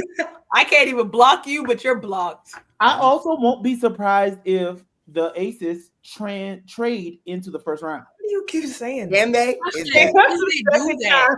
You drag that word like that. They can trade. They just lost their pick, but from what I was told, there's nothing stopping them from trading. Okay, I didn't know if the league was they can do that. I got a student name. Yeah. So but what do they have to trade outside of like maybe KP if she wants out? Well, I don't know. They core somebody to trade them for. They core somebody to trade them for some assets. I think Minnesota would be another team that could consider getting rid of somebody to pick up something better in the Diamond draft. Yeah. I can see them get rid of Diamond. They stopped using her. If you think about it, Fee has been over the past few years. Fee is one of the few, if not the only, original Lynx draft pick still on that roster. You know what? And it pains me to say this because she's definitely not my favorite. But Diamond, with this new coach, could work in Atlanta. Yes, she would. She would. Make a trade. Just big, because y'all would be big at every position. Like that would. And she ain't my favorite, but I'm woman enough to say I can see it. So Lynx, make the call, trade Who's it. on Atlanta? Because that would look like her. Y'all remember that Maryland team that everybody thought was gonna win the title and they lost to Texas? Oh, Yay. that was crazy. That would be a recreation of that roster. If Diamond leaves that roster, who would that have been? Crystal Dangerfield, Kiki, Diamond, everybody. Olive Reed, Olive girlfriend. What's girlfriend name from our play? The cop. She was a cop on our team. Her girlfriend. You talking about Trailer, Taylor Sewell, like all of them. Tennessee with the dreads. Renaya, yeah, and Renaya was a lottery pick. How she doing? Yeah, so everybody on the links that they've drafted since like 2020, they're gone. And so, Alyssa Pilley, girl, you better hope your coach bring you back to LA because like you got next year and then you're out of there. Hey, that is a terrible head coaching hire. So that takes us to the next part. Now that we've gone over the lottery picks and what they should choose. Over the past week, we've had 2 coaching hires in the WNBA, and both have come from high offense type college programs. We have Carl Smesco from Florida Gulf Coast, who is now the head coach of the Atlanta Dream, and we have Lynn Roberts, who does not want you motherfuckers to be shooting any mid ranges, only threes, to leave the Utah Utes to the Los Angeles Sparks. Both of these coaches have their former players in the WNBA. So KB could very well be in Atlanta. Alyssa Pilley could very well be in LA soon. So, but they've also like those teams have been very they're notorious for shooting threes. What do you all think about those hires, and who do you think will have the easiest transition? I don't hate go ahead. The WNBA is doing this MNBA thing right now. And I don't like it. Like, I think the thing that makes the WNBA beautiful is the diversity of the way the game is played. And That's coach. They're trying to recreate what Caitlin did, and they're trying to find a way to bring that through the whole WNBA. I don't even think it's what Caitlin did. I think it's genuinely like we want the style that every MNBA team has, and we're going to introduce it in our own way. And it doesn't track because the players that are in the WNBA aren't a one-to-one match to what's over there. I think it's not. We're getting to a space that is more about entertainment and it's about this and this. It's not about basketball anymore, really. It's not. Well, I don't want to be entertained anymore. Yeah, that's because Carl, the style of play, is it something that's my favorite? No, but that's the way the WNBA is trending. So I don't want my team to be left behind. You know what I mean? So sure, I like it. Like he's good at it. That's what he does, and that for the style of play that the league is moving in, he's perfect. I'm just interested to see what he does with integrating post players into the because I do think that as much as 3-point shooting is big in the W and that quick flowing type of offense, you still need I think what somebody in the chat said Carl was even more is Carl to me isn't anti mid-range. If you got shot in the mid-range, Carl doesn't mind you taking it. Miss Ma'am, she literally said that shit. Like, he said it before her. I remember. Really? Yes, there was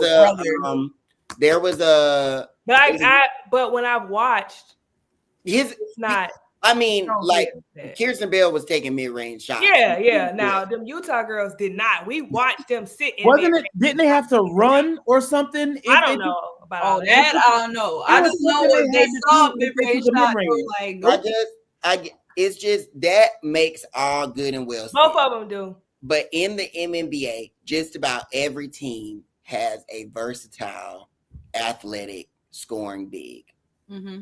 That is few and far between in the women's game. Like the difference between Stewie, Asia Fee type players and just some regular girls in those types of systems are the difference between being a contender and being not. So I get like wanting to follow the trend, but is your organization drafting or selecting players based on the trend? Because based on this trend, the Awaks, the LAs are going to be the future of the league, but y'all not playing them. Right. So, like, I get what you're trying to do, but then when the games come on, I'm going to need to see the players that fit these types of playing styles playing. Because what the hell is LA going to do with that lady? Somebody says she rings a bell if they are inside the 3-point line and it's not a rim shot. That's what it was. Yeah, I knew it was something that if they took a mid-range, they did something wild. That's hilarious. I'm sorry. It was Holly who had the analytical coach. It was Holly who had the game, and she kept talking about it when they played in Connecticut last year. But that's great. So I'm sorry, the way they are set up currently. Oh, sorry, Shay, go ahead. No, I was just gonna say, imagine Rakia hit that pretty ass turnaround jumper she do, and you hear a goddamn cowbell. She would think she back at Mississippi State. Wait, bitch, wait, what? So with the two teams and with the philosophies of these coaches, and so of course what we just addressed, who is a piece out there that could better complement them along with their existing rosters? So you have to plug anyone into Atlanta and plug anyone into LA. Who would it be that out of the pending free agent list or somebody that you may want to trade? I don't know who on the free agent list now, but I do know Diamond would work. She would. Free agent list, if JJ healthy, like she's not a free agent, but Lexi Brown being healthy will definitely help LA. Like, she's a knockdown 3-point shooter. That's all she want to do. She runs off the screens well. Dolores, can you please back up? Say that again. Hey, she be hooping. She do when she's healthy. Lexi Brown, who was an all-star candidate and probably front runner for most improved a season or 2 seasons. She was able to stay on board. I do think that I'm holding all of your hands when I say this. No. That girl was in a running. She was hooping though. She just got sick and she couldn't play, but Lexi Brown was lighting motherfuckers up. A walk to Atlanta, I'll take it. Correct. Zion will be raining threes this year, baby. A walk to Vegas. What are we talking about here? Zion in threes. Vegas. No. Hell, who's gonna be left in Vegas? What happened? No.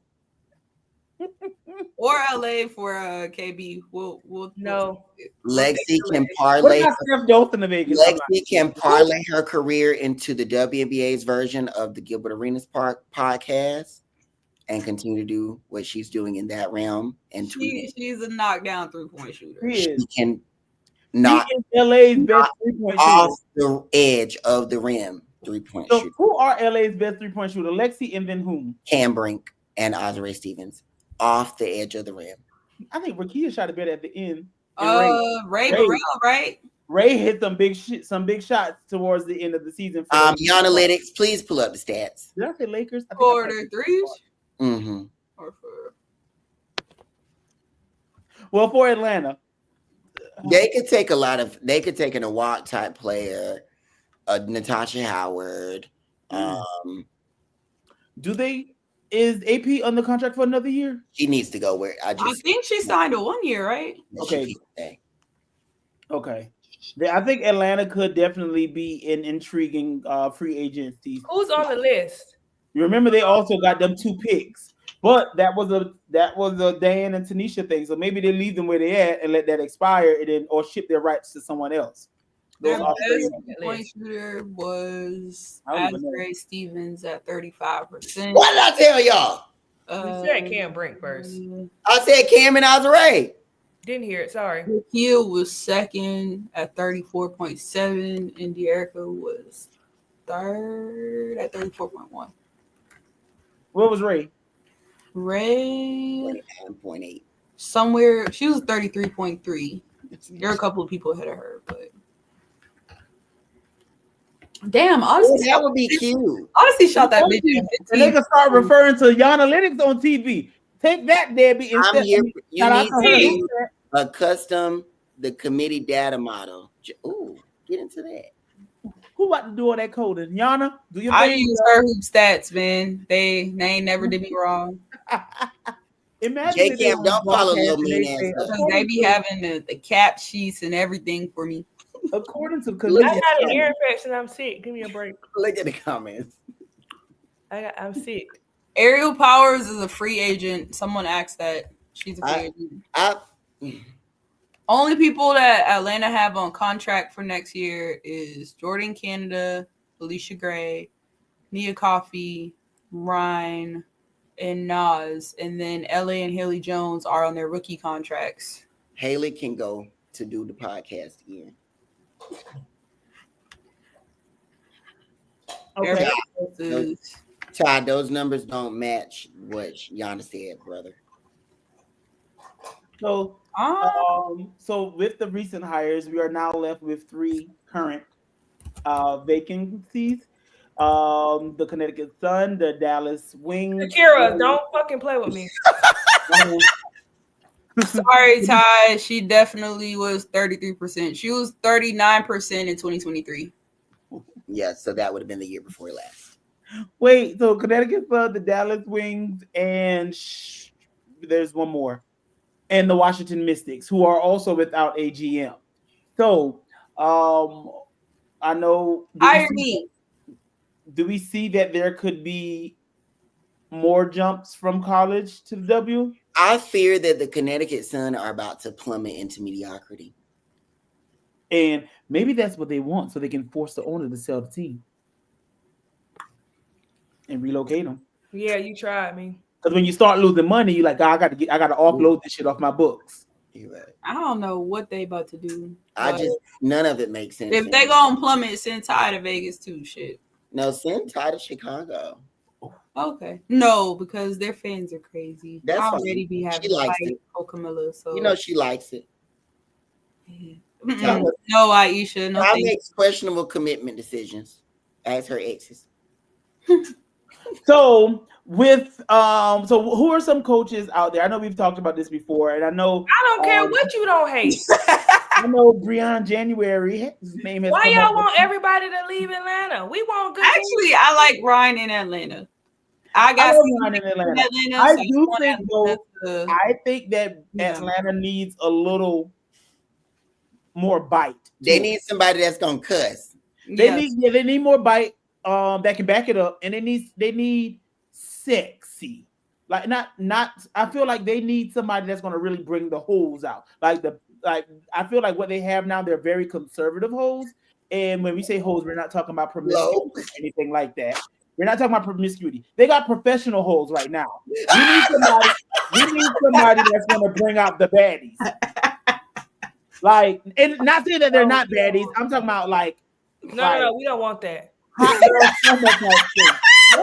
With that being said, maybe KB could do a really good job of bringing them out. No. Don't nobody like that. What y'all? Sky? No. KB's.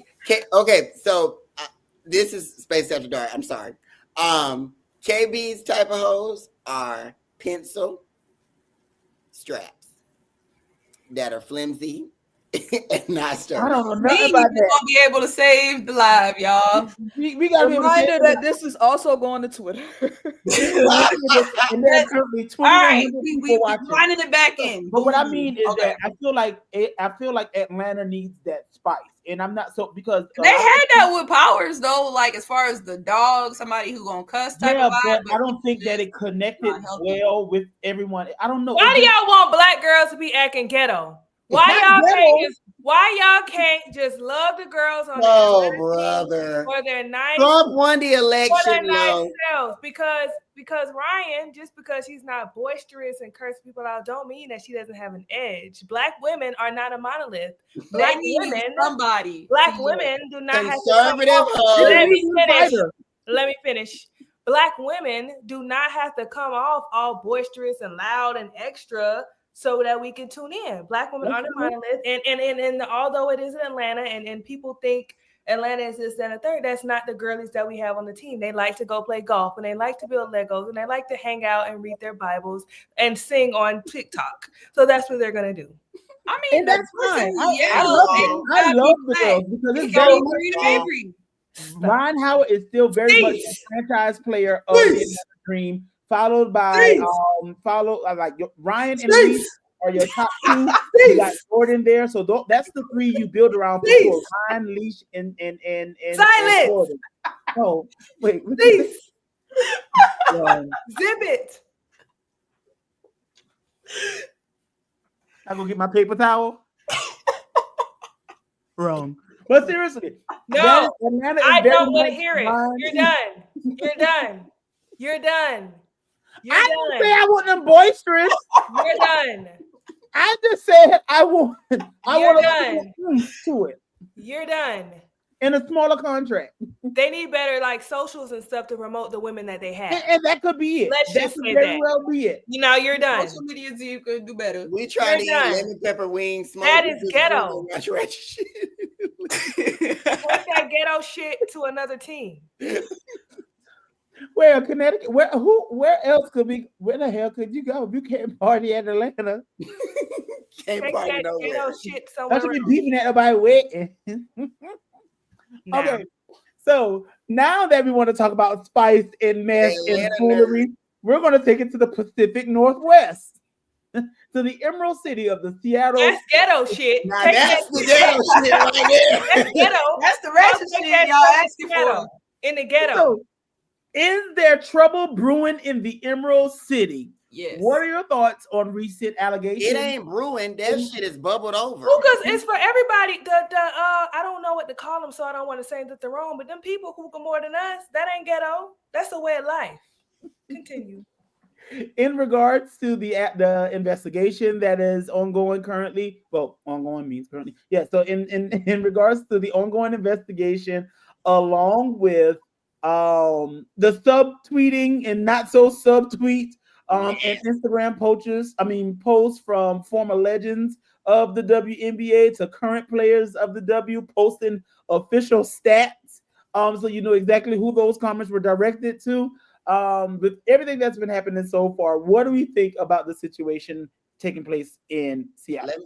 I need to give a background for Scarlet Witch. So towards the end of the season, basically, I think Mercedes Russell kind of tipped it off with some tweets and posts and Instagram comments and just on her page, alluding to some trouble in paradise in Seattle, issues specifically with coaching, the coaching staff, and being somewhat happy that Tanisha might not be returning. Tanisha, Noelle, but I mean Noelle, child. I mean, we all happy about that too, so. But that Noelle might not be returning. So that was the first glimpse. And then we shortly learned thereafter that an investigation would be coming on the coaching staff after a reporter or former worker for Seattle filed a lawsuit against the franchise about some inner working issues. And then we found out, in addition to that, there were some player issues. Now we know that those player issues are centered around the treatment of Jewell Lloyd, specifically in relation to coaching staff and two teammates. It's not just Jewell. Not just Jewell, but the headliner being Jewell.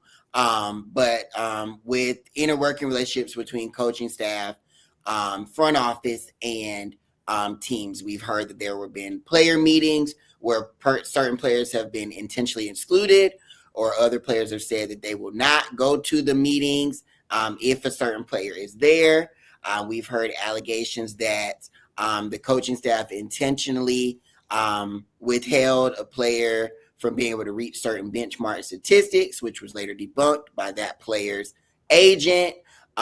We've heard just a lot of shit about the franchise. So with that being said, now we can discuss it. Can we just highlight what you said one more time, in that it's not just Jewell, right? Like, I feel like Jewell is obviously the big name of this whole, thing that's going on right now. But I feel like people keep skipping over the fact that it's not just her. And so I just want to make sure we all hear that and understand that it's not just one person bringing these allegations towards Seattle. Just wanted to reiterate it. So the floor is open.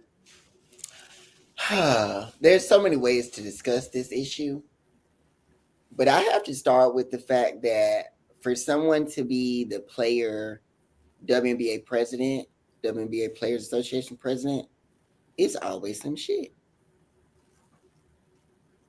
Always some shit. Like every major for the last 4 years, there's always been something going on with the franchise she's related to or she's connected to, dating back to Liz. Mm-hmm. And even before that, with the coach that they fired. The GM. Yeah, the GM that they fired. Mm-hmm. The locker room stuff. Yeah. Yeah, some curse, some. You all some ninjas. Yeah, some words were said. So I think we have to look at maybe considering different leadership in the W, because with everything that's going on, the growth of the league, all the changes that are needing to be made, the player concerns, it does not seem like the players are happy with how they're being led. And a lot of times that falls on Kathy. But I think we also have to turn the light and put it on the president of the Players Association, because the players are not associating together. So now But what makes y'all think that Jewell is soft? Where you getting that from?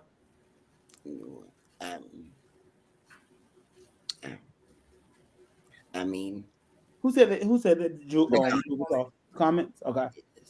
I felt like this has been far too much. I think the decision to bring Skylar in was a Noelle, Pokey, and Jewell situation, and I think some players are feeling some type of way they weren't included. Well, no. Yes, money. I don't know. But why is Scott? Well, I think Skylar's the type of person, you know what you're gonna get when you get it. I disagree. I think this is how I explain it. I'm gonna be honest, and I don't have no ill will towards Skylar. I think she can hoop. I think all of that, but I'm a teacher, and I always break down shit in teacher terms. I got a student, or I know a student. She on my basketball team, but she's not particularly in my class, right? So she starts off in this class. she got some kind of ambiguous issue going on. I don't really know, but she's something about her and another girl in the class and maybe the teacher. I don't know. We say, okay, boom, cool. We'll take you out of that situation. We're going to move you to this class. Still 7th grade English language arts, same curriculum, so you straight. We're going to put you in this class. Boom. You in this class, somebody mistreating you, kind of, you go off and do whatever you got to do. You were mistreated. But once again, he said, she said, we back in some ambiguous mess. So I'm like, okay, well, that didn't work either. So I'm going to take you out of this class and I'm going to put you in this English language arts class. We back in another class. And once again, we got some ambiguous, he said, she said bullshit. Now, at this point, I'm going to take you out and we go into the guidance counselor. I'm going to say, hey, baby, I know maybe something happened, somebody wronged you. I'm not really sure. We haven't really gotten to the bottom of it. You know, you feel some type of way. But why are you always in the midst of ambiguous bullshit? Why are you always posting black screen, white words on your Instagram story? What can we do, boo, to make sure that that you stop finding yourself in these situations? I'm not saying you weren't wrong. I'm not saying somebody didn't say anything to you, but at a certain point, this is as a 7th grader now. I'm talking to a 12-year-old. But at some point, we're going to have to discuss where you're playing in and you're always finding yourself in this ambiguous, up in the air, he said, she said situation. I'm every time. We got to talk about it. And I feel like, I know we like Skylar. I know Black women and she might be mistreated, but at the same time, when are we going to have an honest conversation and say, hey, now, this might have happened to you. I'm not saying it didn't. I'm not saying that you need to kiss ass because, no, I wouldn't tell nobody to kiss somebody's ass. But at the same time, we got to say, okay, hey, now, come on now, 3 times. Yeah. What can we do so that our approach can be a little different so we might not rub people the wrong way? So maybe you know what you're getting when that doesn't mean it's right. That doesn't mean be a dickhead or asshole or whatever it is. So what can we do a little differently so we not keep continually finding ourselves in these situations? And I feel like that's valid. I don't feel like that's a bad thing to say. I personally don't feel like a change in language from Skylar would have resulted in better play from Jewel. Like, I'm not. That's I get like your point about Skylar. I think stands because I think everybody can say like this is how I am, take it or leave it. However, on a team, that language isn't always going to work and be palatable. But I think when we look at this issue as a whole, in terms of like, this is my franchise. I'm the leader. The organization wants to move forward with me as the franchise player. What do I have to do in order to get us to where we need to be? The personal ownership has to be, regardless of what is happening around me, I got to figure out how to make some shit shake. And if I can't figure out how to make some shit shake, I got to either look within and say, I need more help, or I got to work on my leadership and work on my production on the floor so that people are willing to follow me even if I don't speak. Because it's okay to not be a vocal leader, but something I do has to present leadership. And I think in this situation, that team was full of a coach who speaks softly, a leader or franchise player who doesn't command energy and attention, and also isn't a commanding player on the court. And then you bring in 2 veterans who've been in the league, who are used to a certain type of standard and play and leadership from their experience. You get this clash of 4 to 5 people trying to figure out who gonna be the biggest barker. And I think in Skylar, she gonna bark the loudest regardless of if she need to be barking at all. And that's a clash. Then NECA gonna do everyone, like, let's look at the drawing board and like, let's look at it from all sides. And then Noelle gonna do her soft speaking shit that she does, and then Jewel kind of floats in the middle. And I think to me that's where it all hits. And I can't really say anybody is more wrong than another person. No, I think the truth is somewhere in the middle, regardless, always. But once again, Skylar has found herself back in some bullshit. Yes. 2, the issue, the overall, also, this is not a new concept At all. You know, players getting this and getting this. But at the end of the day, if you can't control your locker room, that's why the coach might have to go. Because I think that's what the question is around, because it's not necessarily the arguments between the players and who's the leader and cursing. Because like Lo said, teammates curse each other. I'm sure in the Aces locker room, Asia has said it like, yo, like, for lack of better words, get this shit together. So the players cursing at each other doesn't move me as much as it does when they say the quote unquote or the alleged abuse from coach and coaching staff. So now I think that's where the real issue is, more so. Yeah, that's why like people keep saying, well, Jewel wasn't shooting well in this. To me, that's a whole separate entity. That's a whole separate ball game. We talking about y'all talking to people crazy this and everybody. Well, you can curse people out sometimes. You absolutely can, but you got to have a relationship with somebody. Don't come at me crazy if you know what I mean. Like, and I know we all want to defend, but like we got to be a little bit for real. Like, I think we've seen players like I think Dolores, you mentioned it, the different leadership styles. To be honest, Skylar has been the leader of her team since as a rookie. So every team she's been on, even to be honest, with the couple of years in Phoenix, she was one of the leaders. Even though DT was there, Skylar was also one of the leaders because DT also ain't really play a lot of those seasons. And Skylar led their asses to the playoffs, pregnant.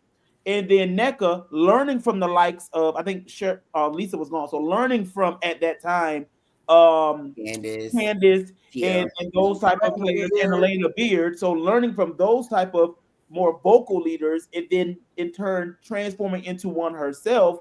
Whereas Jewel has kind of always had Sue and Stewie. And she's also always been able to take on the role of, I'm just going to do what I need to do on the court. Yeah. Like even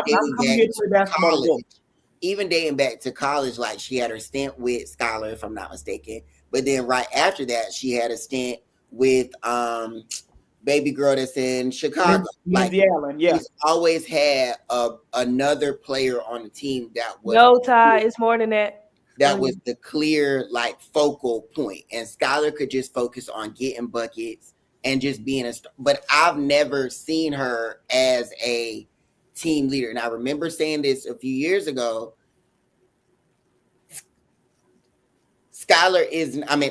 Jewel is not a franchise player to me. I think it's really hard to be a franchise player as a guard if you are not the point guard or if you are not like the lead guard, because there is just a level of when shit hits the fan, who's going to take over? Who wants the ball in their hand, and who is willing to be the loser? Who is willing to take the heat? And I think for the majority of Jewel's career, even dating back to college, she's never been the one that's had to take the heat for wins and losses, like ever. And I think this year with that pressure, it adds another level of drama and contention. And because if clearly this wasn't the environment that they played in last year. Bingo. And so with that added pressure, something had to change between player and coach for the relationship to sour that much. And to Lowe's point, and I think Giannis said it, and even B, we got to look at the coach and examine, is this the coach for the future of the franchise? Because I think ultimately players can work out minor beef. Like, players can work that out. We've seen it happen. Like, I mean, Ka is playing with MAGA Girl. Like, players can work out minor beef. But if you as a coach can't put the hammer down and say, like, I don't give a damn, like, this is what we're going to do, then you shouldn't be the coach. So however all this shakes out, I want the best for everybody involved. I think we can examine each of the roles that each of them have played. But I think the bigger conversation needs to be Noelle is not the head coach of the franchise moving forward. Because even if you get rid of a player or two, those issues are still going to linger because it was an entire locker room issue dating to what Giannis said about it's not just Jewel. Like, if the entire locker room was involved and this back and forth, that means the entire locker room has a feeling about how shit took place. And the coach is the one that is responsible for shaping that shit up. To somebody else said, Skylar don't have no ring since high school. Who's she cussing at? Caitlin don't either, and she cussing at everybody too. So that's the issue. Like, but I get it because people are bringing up, well, Juel ain't it, Skylar ain't. Correct. Yeah. And tell me what to do if you can't tell me what to do. I think it's a combination of everybody's right and everybody's wrong. And it's just like the answer is what y'all saying. Noelle gotta go. I agree with Lo on that. Skylar, like, we root for you, but like it can't be girly, but it can't be like if Juel is not receptive to that. Part of being a leader is knowing how to talk to people and communicate with you have to learn how to meet and the way that you talk to, I'm just gonna say Jordy, maybe you can curse Jordy out, maybe you can get in her shit. Juel don't respond to that. Okay, so then you need to adjust and say, hey, I need to talk to Juel different. Now the thing with Juel though is that I got confused. Is the article came out and it's saying, well, she had an issue with Noelle that affected her plan. Then she had an issue with, but Roberta wrote that though, and said she lying. Okay, so that's why I'm confused because I don't know what is true. Because if we're saying the coaches are the problem, you weren't great in the previous Olympics in Tokyo. Dawn coached that team. So at some point, like it can't always be the coaches. Right. And that's another thing that's bothering, that's irritating me because the same people, it's a lot of people saying, well, it's not Skylar, but on this same breath saying, but if you saying this about Cheryl and Noe, then it's you, well then what's the difference? No, that's why I agree. I'm saying no, I'm not saying you. I'm just saying in general. Like, how can you say that for this situation and not for that one? Like, and it's hard. It's hard for me because I'm always for Black women. I don't want to say anything that's gonna come off like I'm dissing them or I'm not on their side. You know what I'm saying? But at the end of the day, and I mean, if I'm Juel and you're telling me you cored me, right, and they let Stewie walk, and you're telling me I'm the franchise player, and I thought I read something. Obviously, the reporting has been all over the place where she wasn't pleased about the hiring of Pokey. That's what one of the articles said. If I'm the franchise player and I say, hey, no, and you say, actually, yeah, like, okay, well then, okay, well, what the hell? Why am I here? Send me home. I think in addition to all of this, mama's got to take some responsibility and say, my child is an adult. Mm-hmm. And I can't continue to keep doing this song and dance for my child like this because it is not helping her. How did you say? Okay. Like even the reporting that the little Miss Roberta lady's doing keeps saying like this is coming from her inner circle, this is coming from her inner circle. We've seen enough for Juel to know that the inner circle ain't that big. Like she don't mess with too many people. But mama is vocal and loud on social media all the time. Yeah, she got toned down a little bit. Some of these, like some of the comments and some of the tweets and some of the things give very much I'm the source, you know? Yeah. And that doesn't help Juel because in that same vein, it's like everybody's right and everybody's wrong to Shay's point, because it's like, well, do you need everything to be perfect for you to succeed? Like, right. Are you gonna work through anything? You know? So I think that's where I'm just like, ooh. But such is life. We'll figure out what it is. I will say this. I think there's a lot of gray areas, and I'm really waiting to see like when we actually get to view. I don't even really want to see. Just make the decision on what you're gonna do and wrap it up. Who cares? I don't even care. If I'm Noelle, I'm just go to them and say, "Look, I'm gonna be on the beach. I'm done with it." Because what are we really doing here? Either they go or I go, and you can find a quicker me than you can find a quicker Juel or Scott. That's true. Hold on, Shmoney keeps saying you can't coach effort, and that's true. But you do, as a coach, have to find a way to motivate your team. And I don't think effort's an issue with Juel. So like that comment doesn't apply to this team in this sense. If chemistry is off, effort's gonna be off. Yep. Yeah. If the team doesn't trust each other, effort's gonna be off, because trust can look like effort when people don't want to play together. Right. Like if I don't like, that's why, like, even looking at Vegas this year, we kept saying like something's off.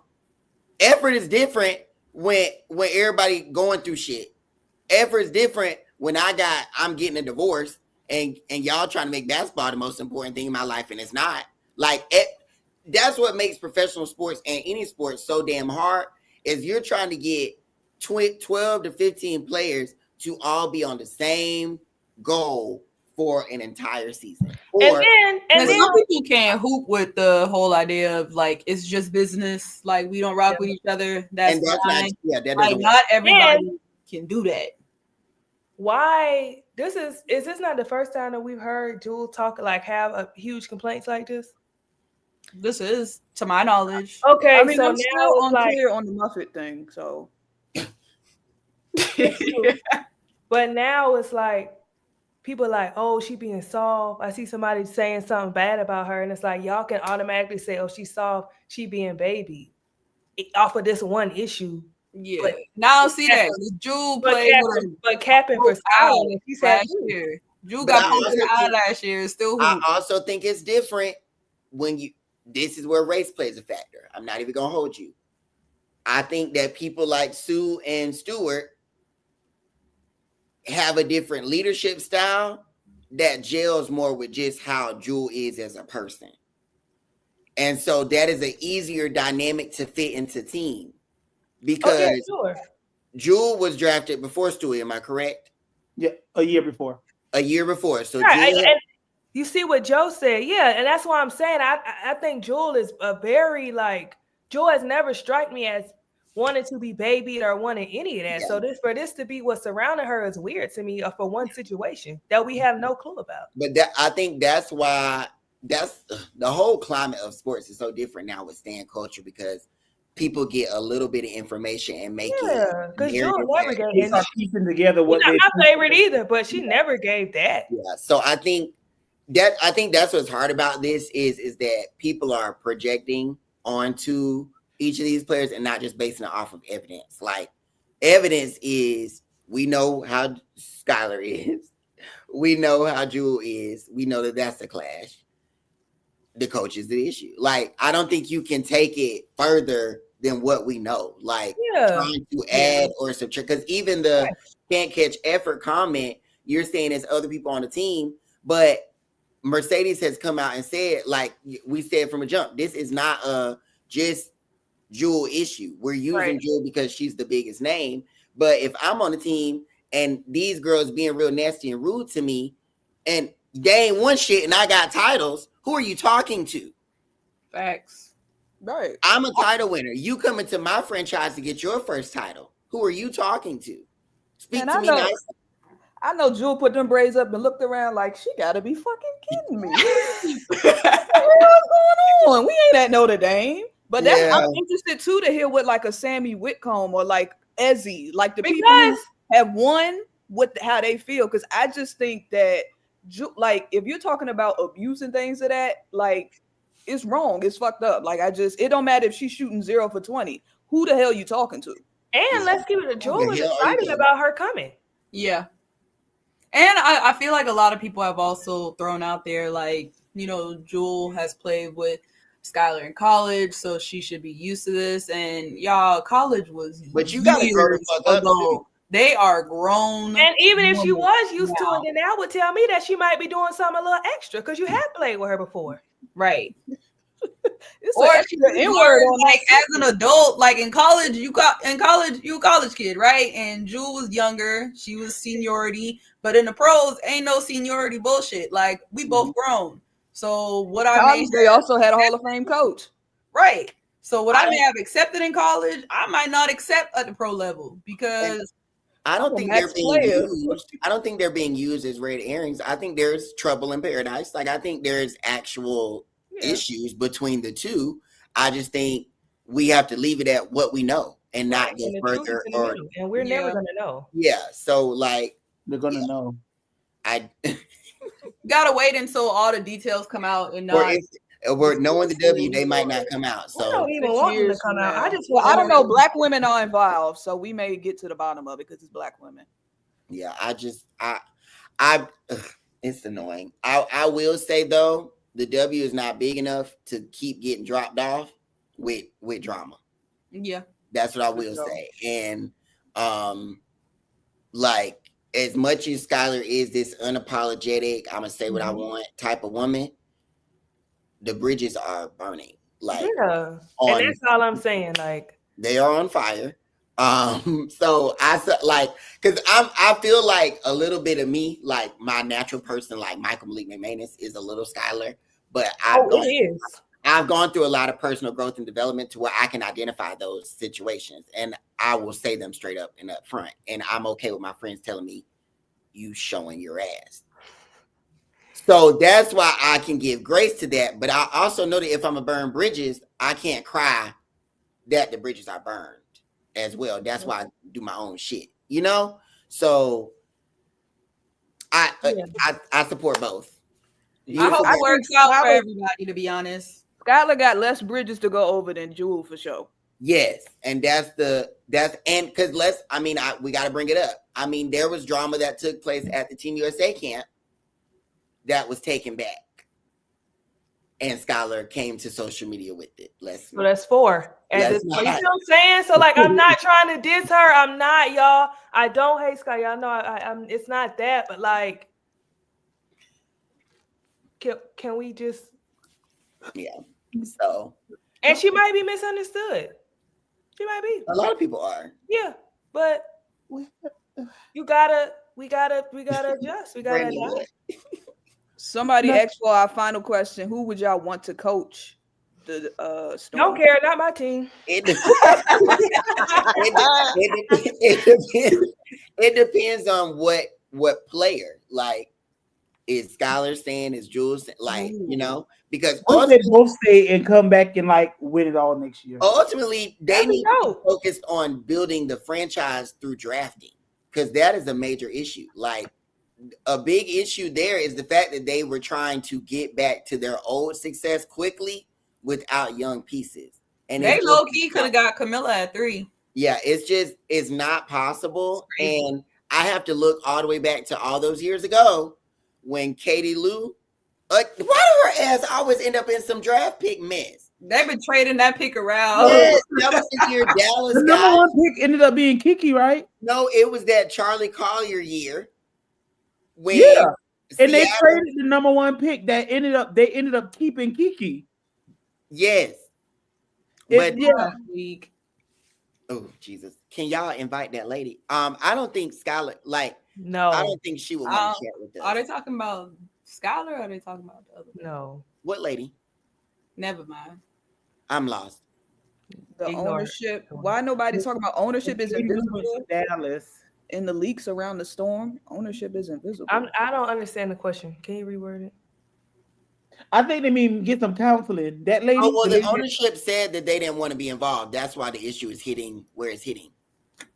And to me, like, this is it. When the shit in Vegas hit the fan, the player came out and said X happened. I don't think it's a leak. Like, yeah, it's being put out intentionally because they want something done about it. Does that make sense?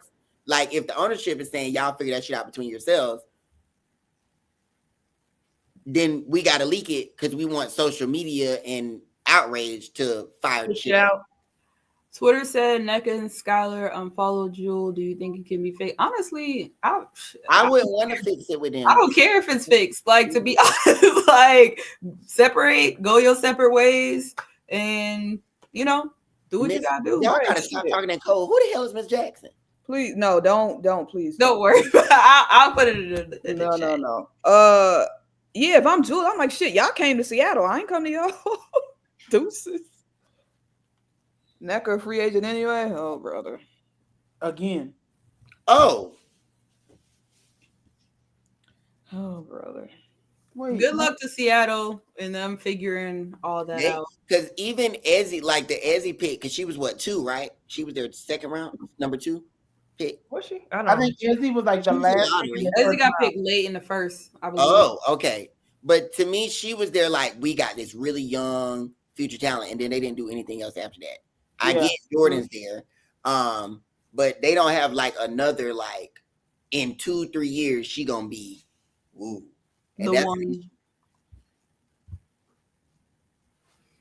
Yeah, because Ezzy stayed and turned pro after she declined going to UConn. Yeah, they definitely haven't tried to look. I didn't even know that. Future. Yeah, they've just been trying to find vets to fill the hole. That never worked. That might have would have helped. Yeah. Yeah, like because if you put some young people on there, that gets Skylar off your ass so she can yell at the young people. Oh, Gabby. Y'all got any questions in the chat? Yes, please. This was y'all. Y'all are taking the chat off rails. Focus, people. Well, we appreciate you Hold all. on, it's a delay. You gotta give them it's a delay. Oh, yeah, you're right. Give them like 30 seconds. If they still have their 2 first rounders, ooh, I like Tanai Latson there. Yeah, I'm a big fan of hers. The youngest player on the Storm roster is the best teammate. Oh, they got Nika. But Nika probably won't play next year. Why not? She tore her ACL overseas. Oh, Jesus. Like the second game of the season. It was sad. Now, granted, ACLs nowadays are like a what? They should have kept Jade Melbourne. I agree. 6 month turnaround. It depends if you Depending really on how severe. Yeah. Oh yeah, because I want to say, if I'm not mistaken, I think there were multiple. But even with that, how can we assume that Nika's the best teammate? Like, I feel like we don't know. I think Joe is around. Oh, yeah. That's who said that? Yeah. Okay. Who should the Mystics draft? I want Olivia, but if Olivia not there, I wouldn't be surprised if they took AZ. Just because I know I don't think she'll come out. Well, I mean, I don't know. I just know the franchise got a lot of heat for not taking Angel. Ooh. Angela said Core Plum and trade her to Chicago for the We need more than number 3. We gonna have to get something else. This isn't a blockbuster draft the same way we've had in other years. I ain't. I'm gonna need more than. Yeah, you're gonna have to give me 3, 6, 7, 8, 9. And remember, these trades often happen between coaches or GMs in their former organizations. When Dan went to Atlanta, made some trades with the Aces. Darius went to Connecticut, made some trades with Atlanta. Kurt, LA. So Tyler is in Camilo. Maybe there could be some Vegas to Chicago or Golden State happenings there. So since the people brought it up, can I just Flau'jae come out where you think she go? Flau'jae could be lottery if she comes out. But I wouldn't select her as a lottery pick. You wouldn't? No. Flau'jae, I would take Flau'jae 5th to Golden State. They would have a proves lottery. Like, what has she done that proves lottery? Like, maybe what not lottery is lottery? I gotta see her versus like this year versus tougher competition before I make a decision on that. I do think that she grew a lot last year, but I do think she had her high moments where she was hooping, and then she had her low moments where it was like, she can still grow here. And I think she's starting out this year with a bang, but they also haven't played people where I'm just like, okay, yeah, you know what I'm saying? Like, I just need to see her versus tougher competition before I be like lottery. Flau'jae, the Golden State. But I think when we look at the totality of guards in the collegiate game, and remember, above middle, like I think this is just hoops. This is just hoops. I'm telling before you finish. This is just hoops for those who are watching and maybe not in here or maybe elsewhere, probably on Twitter or TikTok or anywhere. This is about basketball. This isn't criticizing the person. This is talking about the sport that they play. Thank you. All right, go ahead, Dolores. I think Flau'jae is an electric hooper, and I think when we look at like her ceiling or the players that she most falls in line with, your Kaws in the league. Ka was not a lottery pick. Ka was a player that sat at the end of the bench, worked her way into the league. Pokey saw a lot of talent in her. James Wade was able to pull it out. And then once she got with Candace, was able to kind of like become. But even now, Ka is kind of the best player in Phoenix, but I wouldn't consider her a franchise type player. So when I'm looking at pulling people into lottery, that's where my mind goes instantly. Who do I see in this draft class that could potentially be my franchise player or already has the workings to be that right now? And I don't see that for her. I see 5, 6, 7, 8 range because She's a player I want on my team. She's a player that probably will make an impact in 2 to 3 years.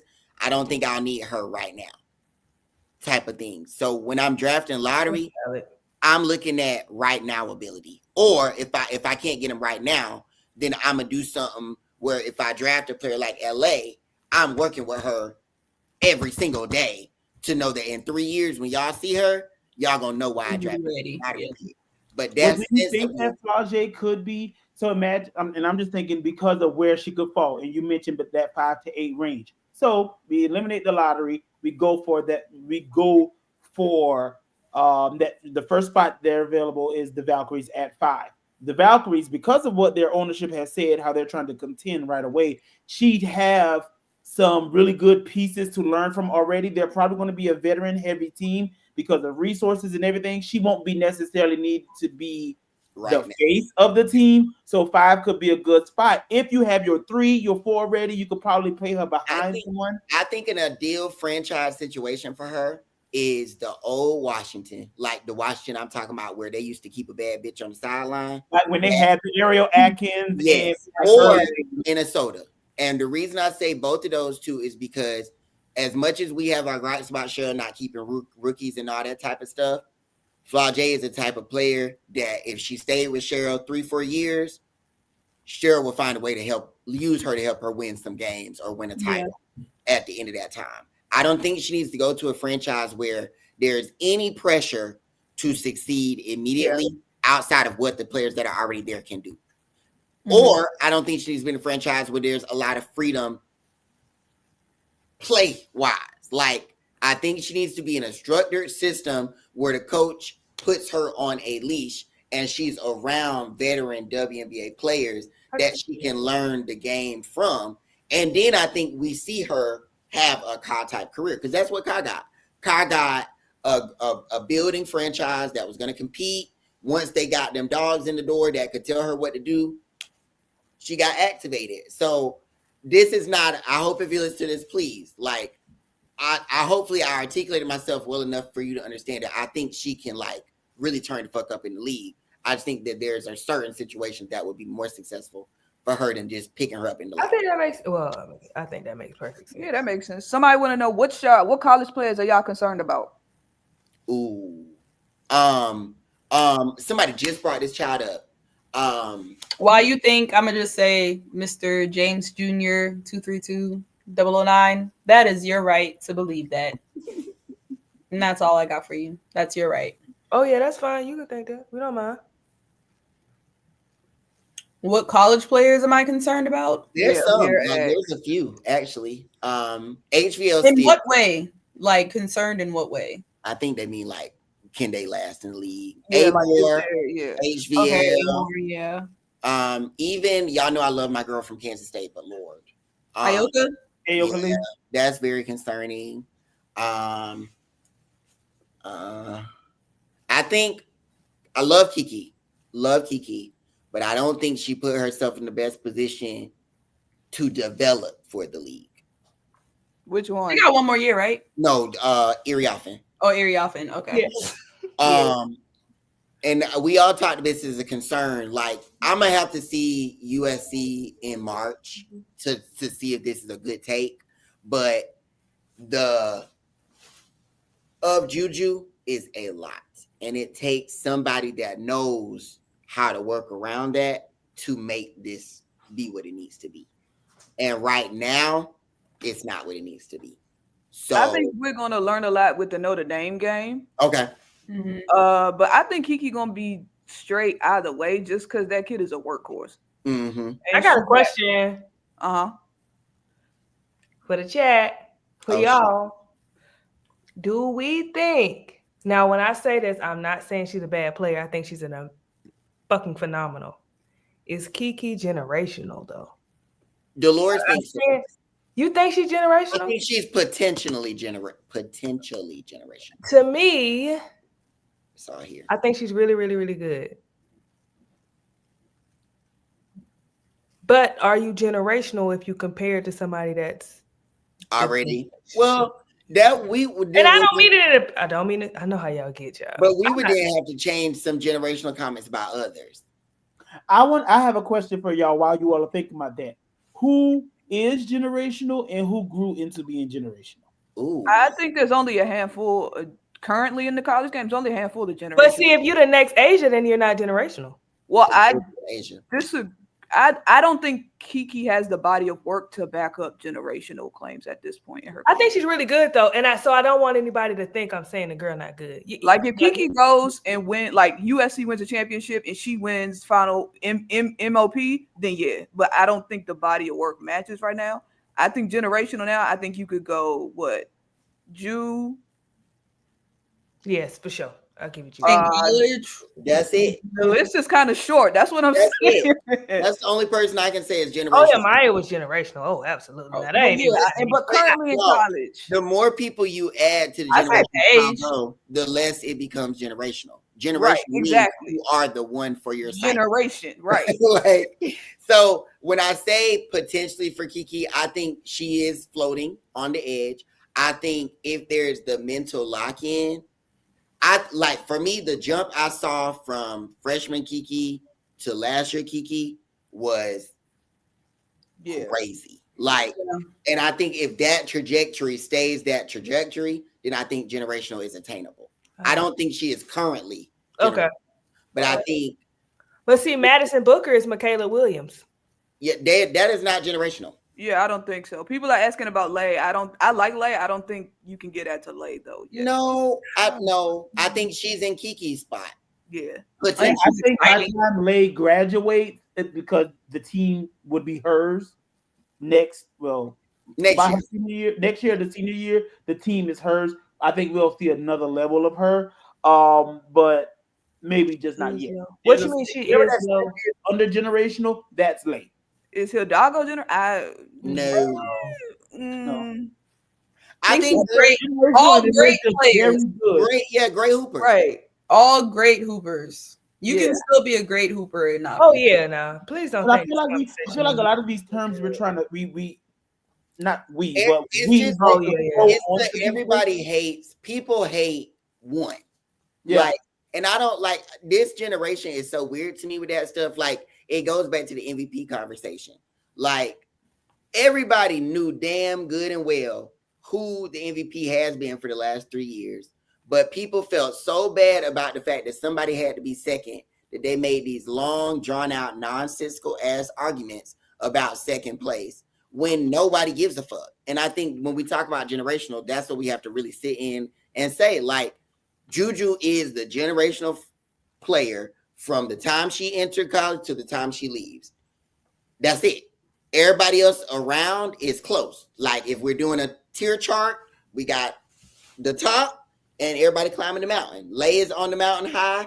Hidalgo's on the mountain high. Everybody else sporadic, right on that bitch. But she's at the top, and it's okay for her to be at the top, and it's okay for other people to be on it. Now there may be a point where they beat her. There might be a point where they have a better game than her.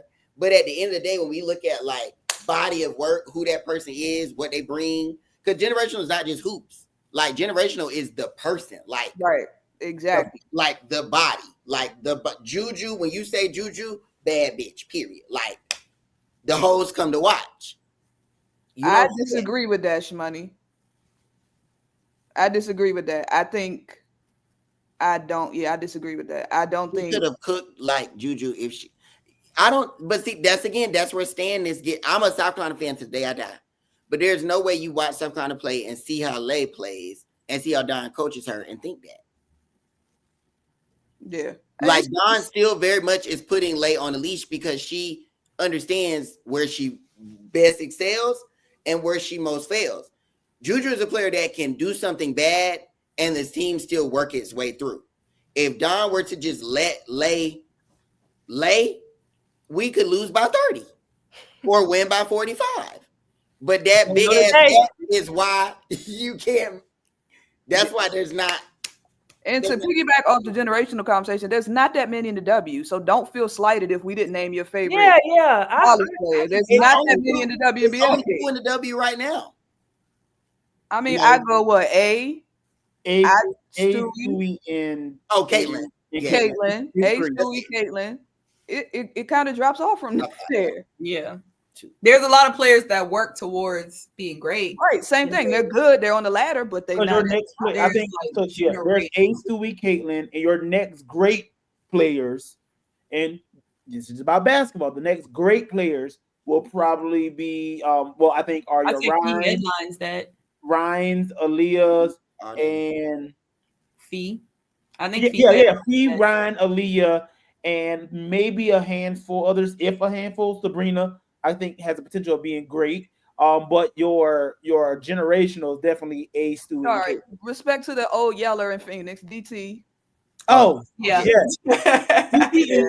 I'm ready for her to I want to retire so we can appreciate it. So that gives us what? 4. DT, Stewie, Asia, Caitlin. That's only 4.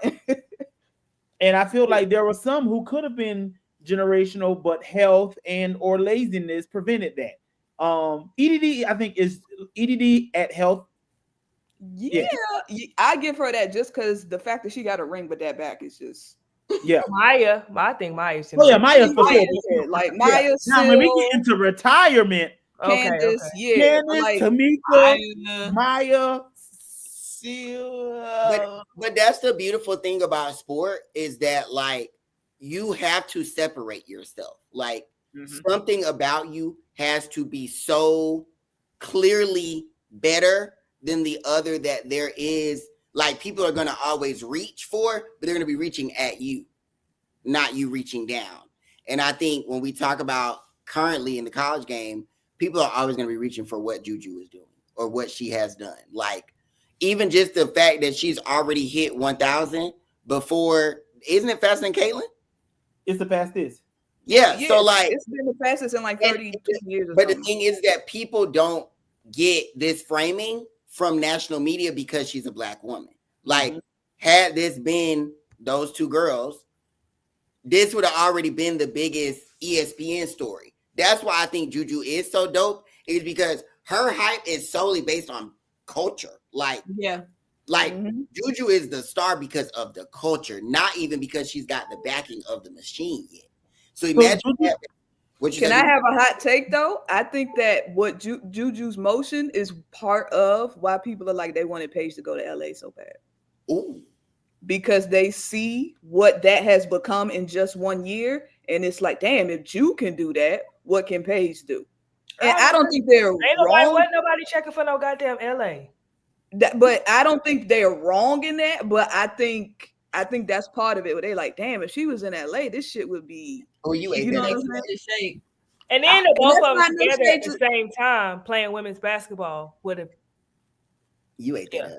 When did Paige? I mean, Juju hit the record. I mean, the 1,000, the second game. 2 games ago. No, that was the previous game. Yeah, and so UConn. I mean, USC got out of the tournament when the Elite 8. No, Elite 8. We lost UConn in Elite 8. Elite 8. So that was 2 games shorter. So basically, that's just basically 1 full season. If they did it, TW, you can't what? Yeah, she missed the game, B. She missed the game. Yeah, she's sick. Give her 3 more seasons. She's smashing that record. She got 3. She has the rest of this year, and then if USC is expected to go far, she's smashing that scoring record, I think. Yeah. And I want to clarify because I know how y'all take things when we talk about UConn and Paige. Paige is phenomenal. She's going to be great in Dallas. She's going to make it shake wherever she go. I just think that y'all are overdoing the whole, why can't she go to LA? Like, she'll be fine. They also wanted her to have her own team.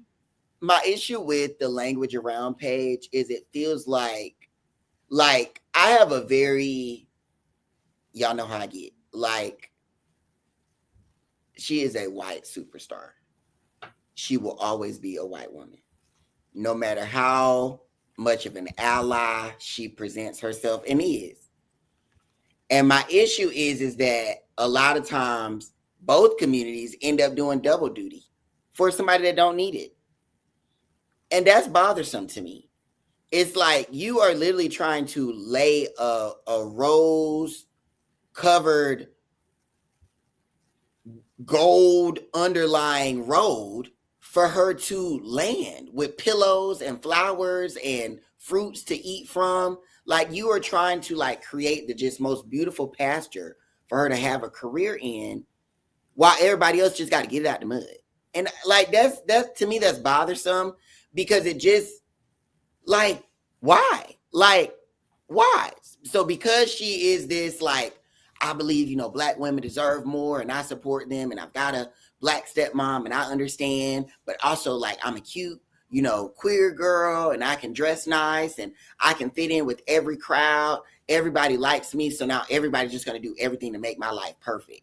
And I know she's not looking at that intentionally, but racism is insidious in this country. Like the powers that be know what's tea.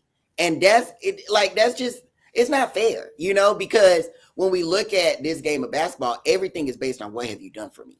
Everything is based on what have you accomplished? What have you won? What are the accolades? What are the accomplishments? And she's a great player. Beautiful gowns. The most decorated rookie year statistically and award-wise ever. But in spite of that, she doesn't have a championship. She doesn't have a lot of these markers that we've used to say that certain Black players shouldn't get the love that they deserve. So y'all trying to do all this for somebody with not half the resume. That's what bothers me. It's like, oh, don't go to Dallas. We don't want you to go to any franchise that is we look at as down. Go to LA. We want you to get all the cameras. Well, she's already white. She's going to get the cameras. Mm-hmm. Like, you trying to do all this stuff for her that don't need to be done. That bothers me. And then it's Black people that's trying to do it. Stop. Mm-hmm. Muffin said it for a reason. Ooh, well, girls, look at the time. You. All right. So, well, we thank you all for participating. PW, thank you for watching. Yes. Oh, are they dead? I think so. I asked them what they want to explain. Did Nike do a banner? No, I don't know what Nike got going on. Sometimes they tweet, sometimes they don't. I don't know. Nike's interesting. Yeah, I mean, titles change conversations. So win it, and I'll come back and rebuke myself. Except for 1-18, but but no, seriously, we thank you all for tuning in. We'll see you all next week. We're blessed in the city. We're blessed in the city. Hallelujah. I got an ear infection that hurt. Oh my Lord. All right. It's before our next broadcast. So stay tuned for the possible coaches. And remember, we are less than, I think, right around 3 weeks away from the expansion draft. Remember, the protected players or the protected list will not be made available. So we will only know who wasn't protected once the I hope y'all get expanded and protected tonight. Have a blessed day. See y'all later. Peace.